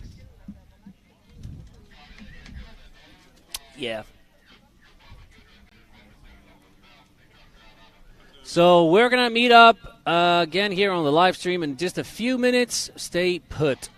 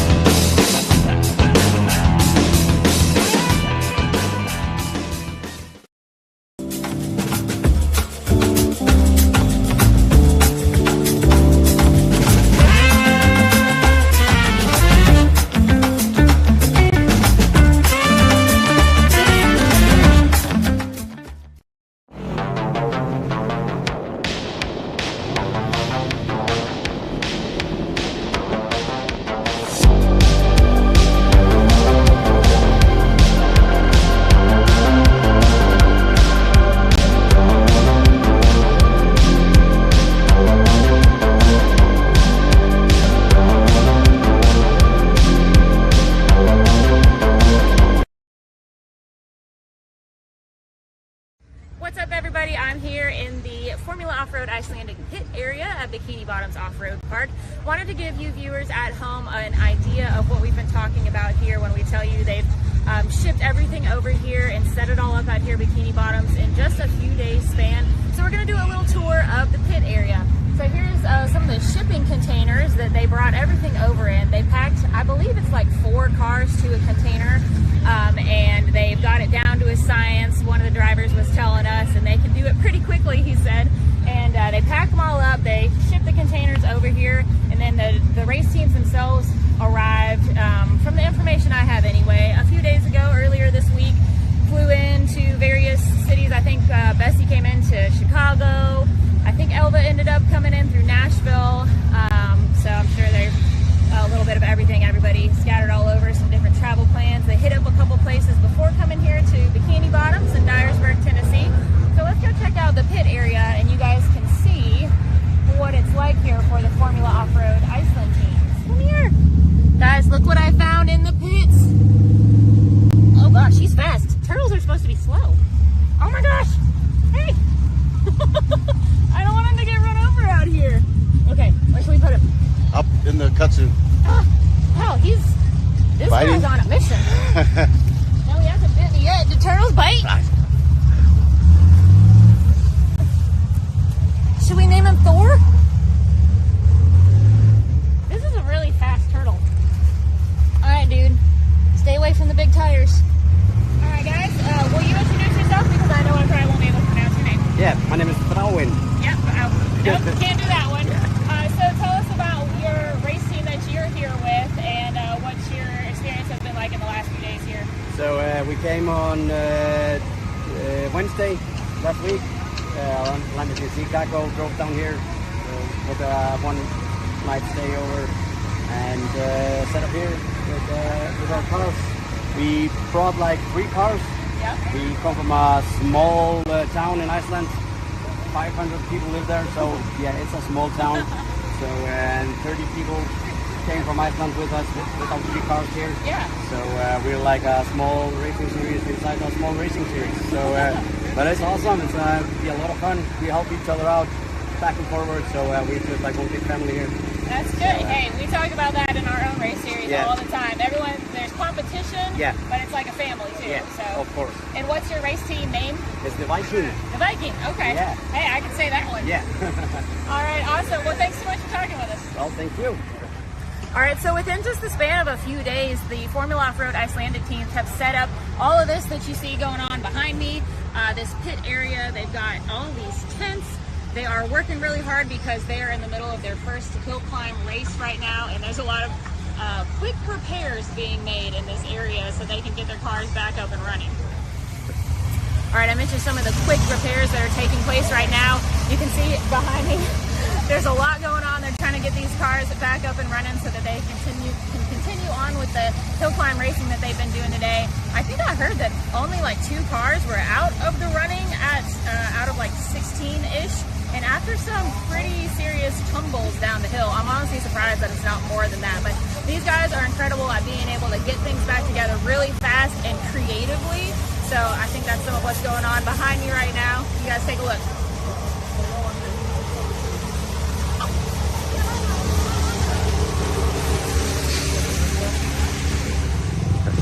All right, so that was just a real quick tour of the Formula Off-Road Iceland pits here at Bikini Bottoms Off-Road Park. I hope you guys have been able to catch some of the racing action on Hillside Live. There's more to come, so if you haven't seen it all yet, you can always tune back in, and we'll have those posted on Facebook as always after the race this weekend. So I hope you guys have enjoyed learning a little bit more about them. Stay tuned for more.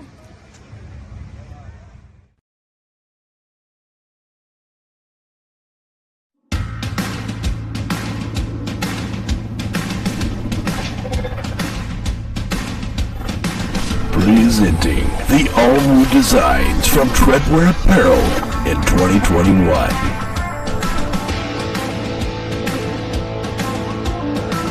Visions are better at the top. More throttle than brake, more balls than brains. If you're gonna win, you're gonna need these. Life is better topless. The NRA official flag shirts. Real trucks don't have spark plugs. No guts, no glory. Definitely no story. Your girlfriend likes it when I bounce her. Grab yourself some new merch today.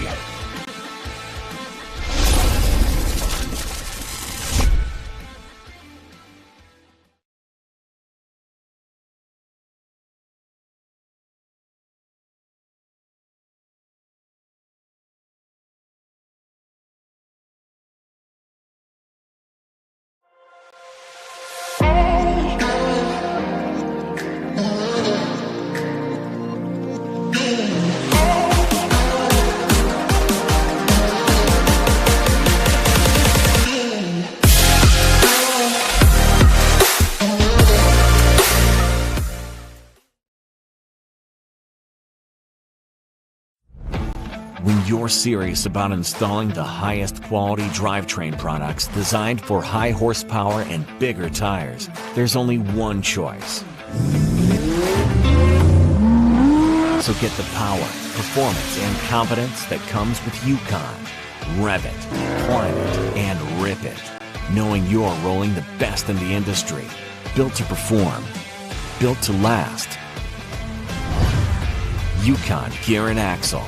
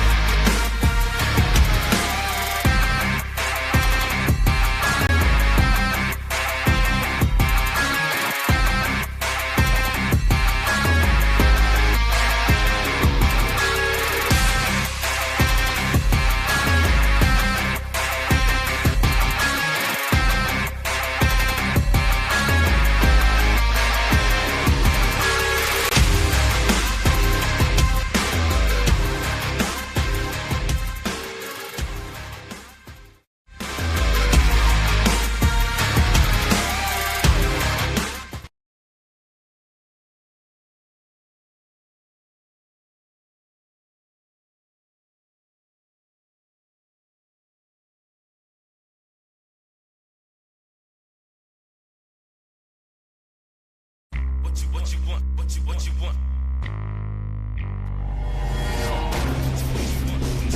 No matter where your ride takes you.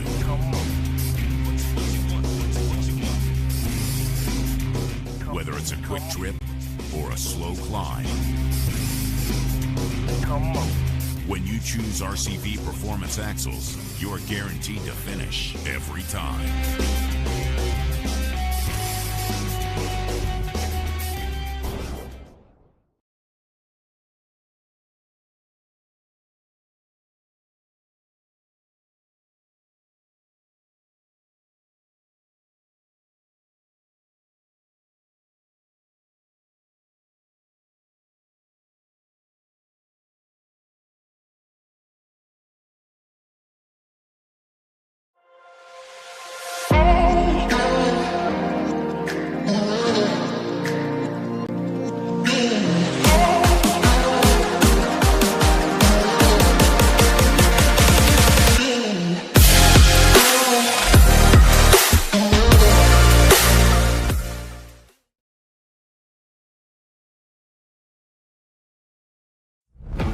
When you're serious about installing the highest quality drivetrain products designed for high horsepower and bigger tires, there's only one choice.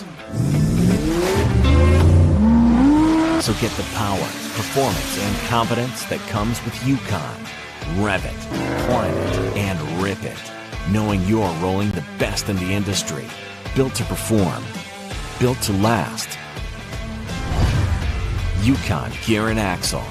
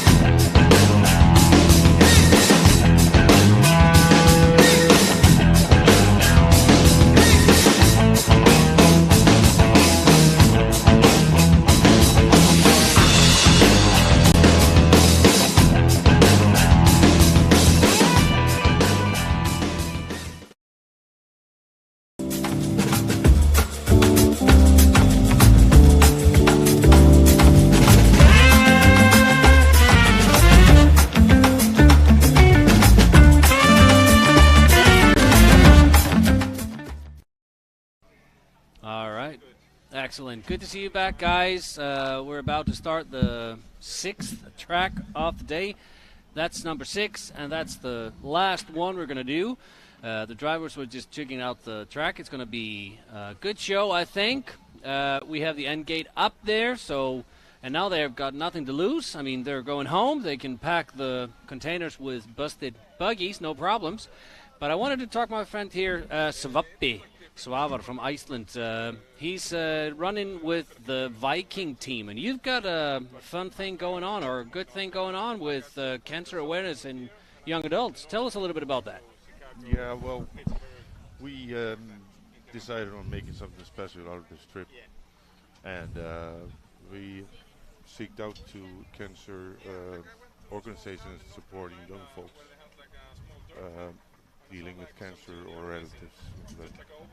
And what we did was offered Kraftur.org, Icelandic organization, and the American organization StupidCancer.org to utilize our endorsement areas on the car. And you already raised a few bucks. Yeah, we auctioned off the top of the car for. And we raised a couple of $100 there, which would go directly to the Kraftur.org. Excellent. Icelandic. And you're still going strong. We're still going strong. We've been selling T-shirts, and money from what we make from that will go to Kraftur as well. Excellent. You're selling T-shirts at the pits? T-shirts at the pits, and we are handing out the race posters with information of StupidCancer.org and as well the Icelandic Kraftur.org. And we're hoping this will lead some good, because organizations such as Stupid Cancer and Kraftur, they are run by public donations.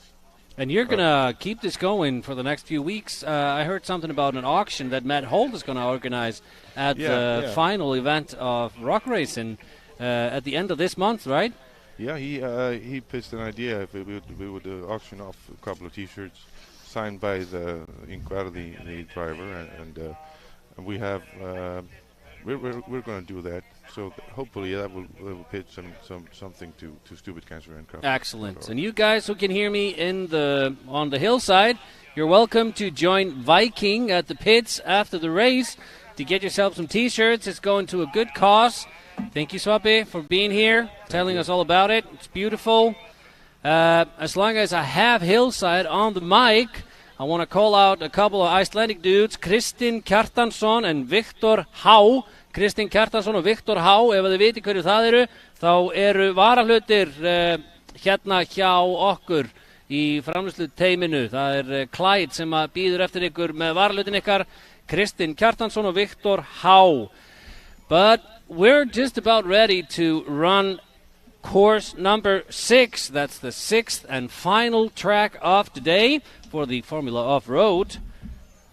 And let's get there we got the track on the screen. So the starting point is at the similar place. Then they go up the higher ridge and do a left turn to do the 200 marker, and then the end or the finishing gate at the top right there. And I think we're getting ready to have Spade going up the hill. He's going to show us how we do it. There he goes. Up that big ridge over there. Oh, that was easy. And then a left turn. A little bit further through that gate over there. And you remember, we want to have the red stick on the right and the white stick on the left. He took down a stick there. Oh, no. Some smoke coming out of the Spade there. That's probably not good. They went into the pits after last track. Yeah, it's running again. All right, he's out. The Spade is out, but he probably got, somewhere around 200 points for that. I'm not sure about penalties. We'll get that from the judges in a minute. Testing. There's a lot of dust over there.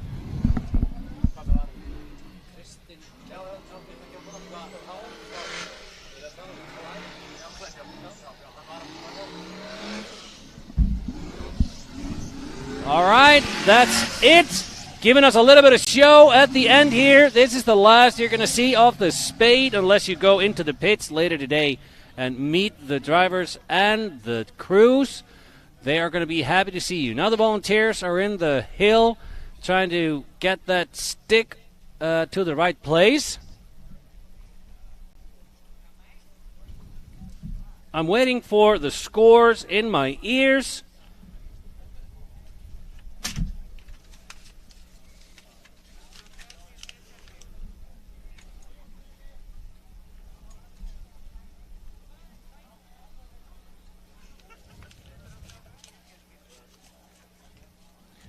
So the Spade, he got 190 points for that. 190 points.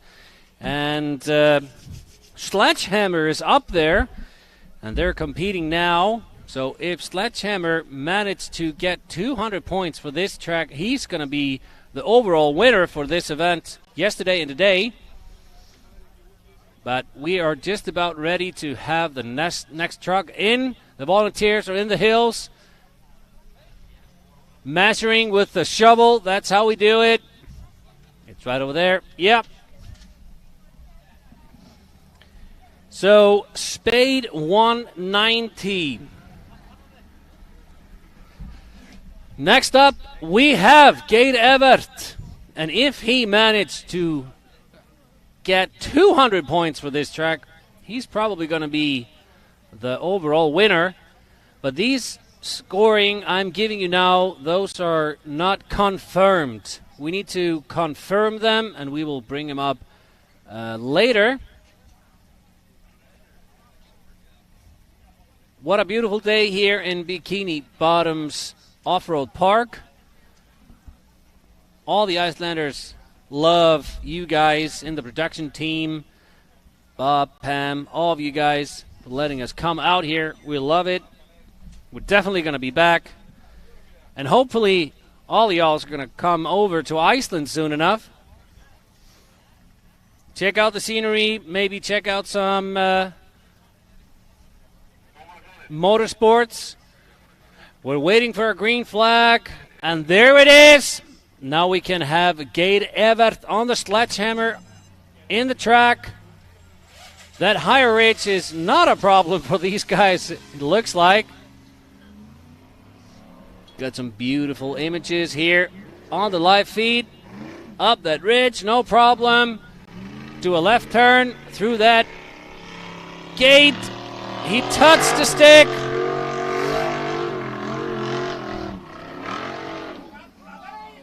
He's probably made it. Yeah, he probably made it. I would think that Geir Evert was just about now winning this event. So we're competing for this for the next.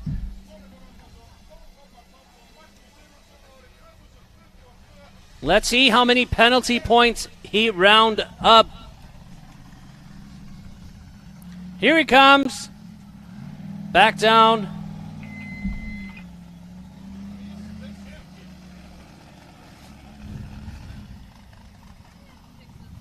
Give him a wave as he drives by. There you go. Sledgehammer.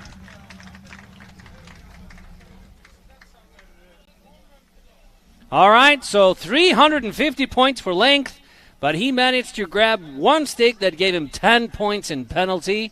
That's going to be 340 points, so yeah, that's going to do it. All right, next up. We're getting the volunteers out of the track.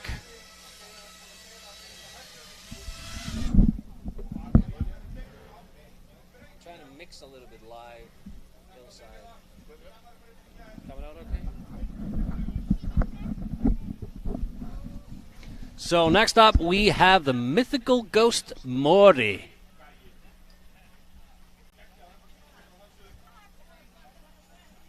Got a large rig coming in.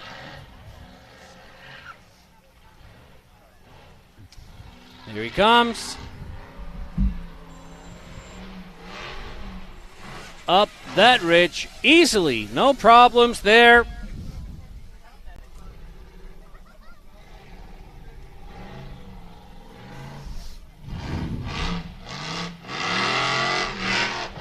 Whoa!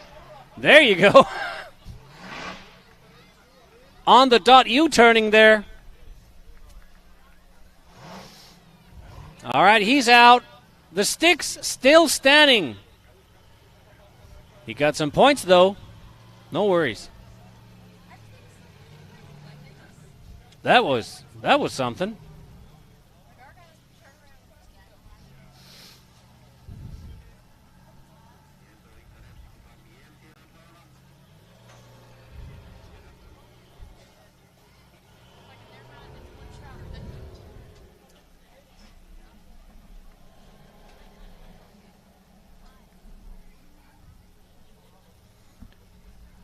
So for that attempt, Mori got 180 points.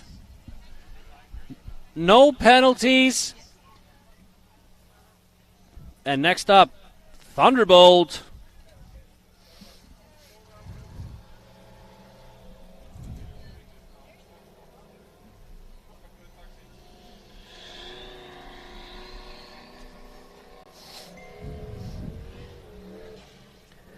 All right, up the ridge. It's never a good idea to stop at the top of the ridge.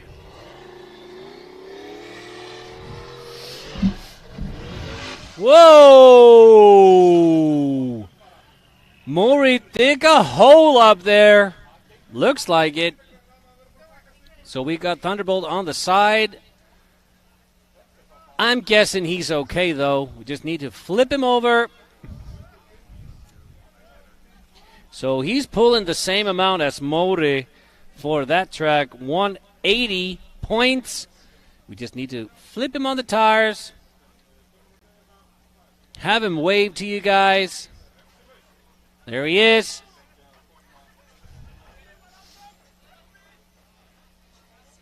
As you can see, Geirivert in the yellow shirt and Andre, they're not really built for cardio.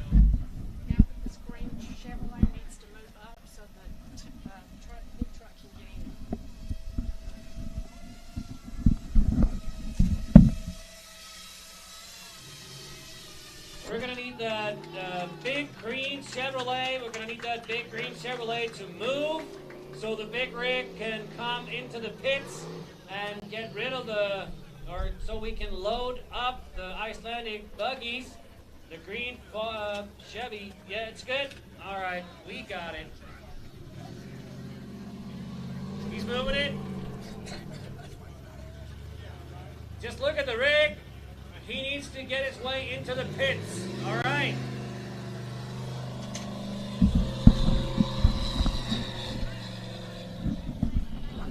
Black Ford. Okay. A black 4x4 Chevrolet. Get it out of the way.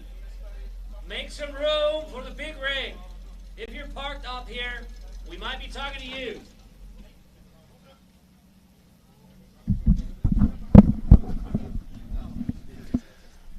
All righty.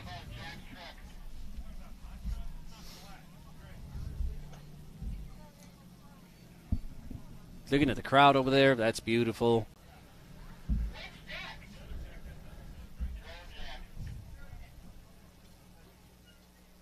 A lot of Icelanders, hillside, but we appreciate you guys coming out.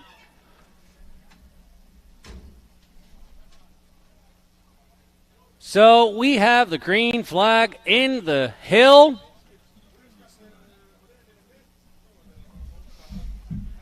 Yeah. There's a big rig coming into the pits with a Imskip container, getting ready to load up on them Icelandic buggies. We're going to load them all up tonight and ship them out. We have 4 of those coming in and coming out with 16 Icelandic buggies. All right. Next up, we have Vikingurinn, the Viking.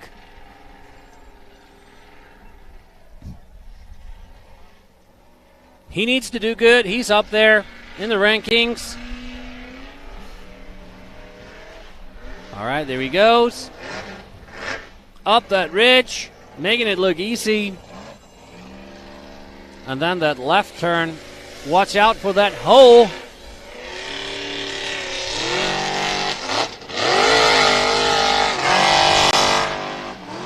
All right, that hole is going to give him challenge.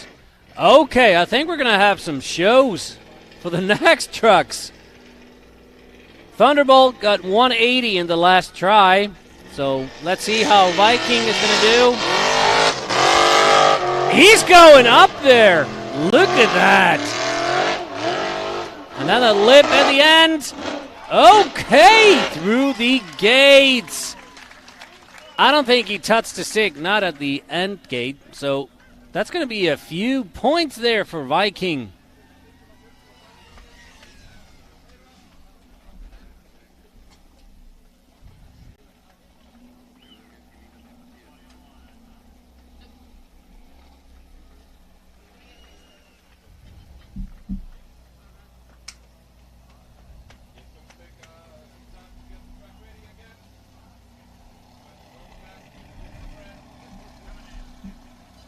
So the Viking, he got 350 points for length, but he got himself 80 penalty points, so that's 270 points for Viking.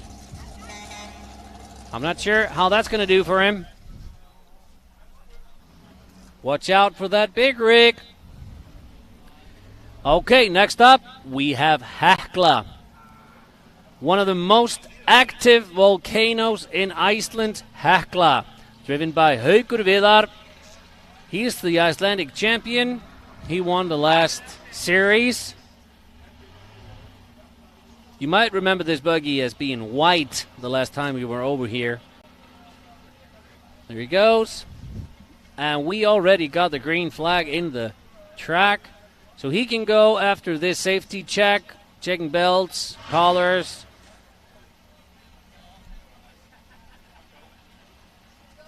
There we go. Heckler.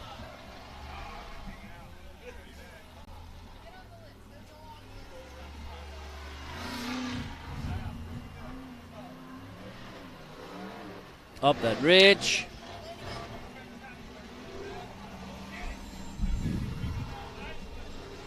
What's he going to do with that hole that Mori and Viking dug? Going up.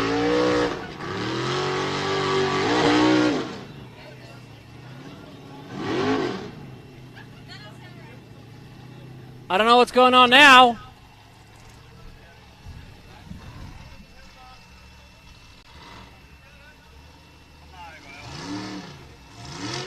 Seems to be having some problems.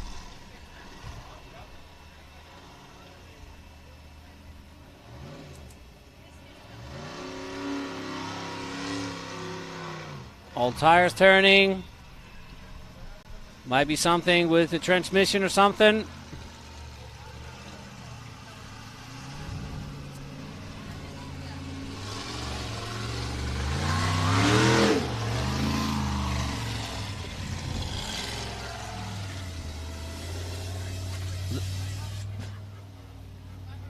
All right, Heckler buggy, 220 points, no penalties, but he got 220 points for length.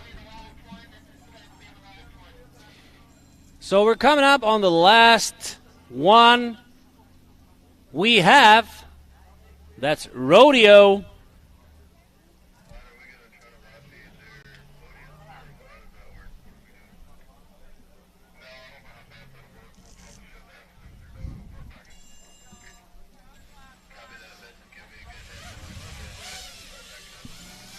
Rodeo going up now, driven by Guðmundur Eliasson. Let's call him Gummy. That's a good name for him.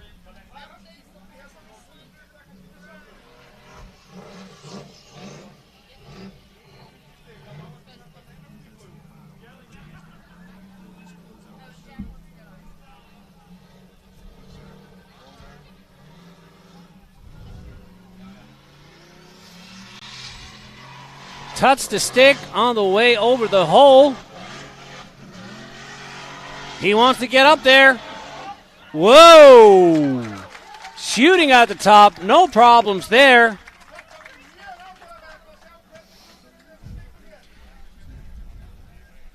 All right, that was the last one we have for you, ladies and gentlemen, off the Formula Off-Road here in Bikini Bottoms.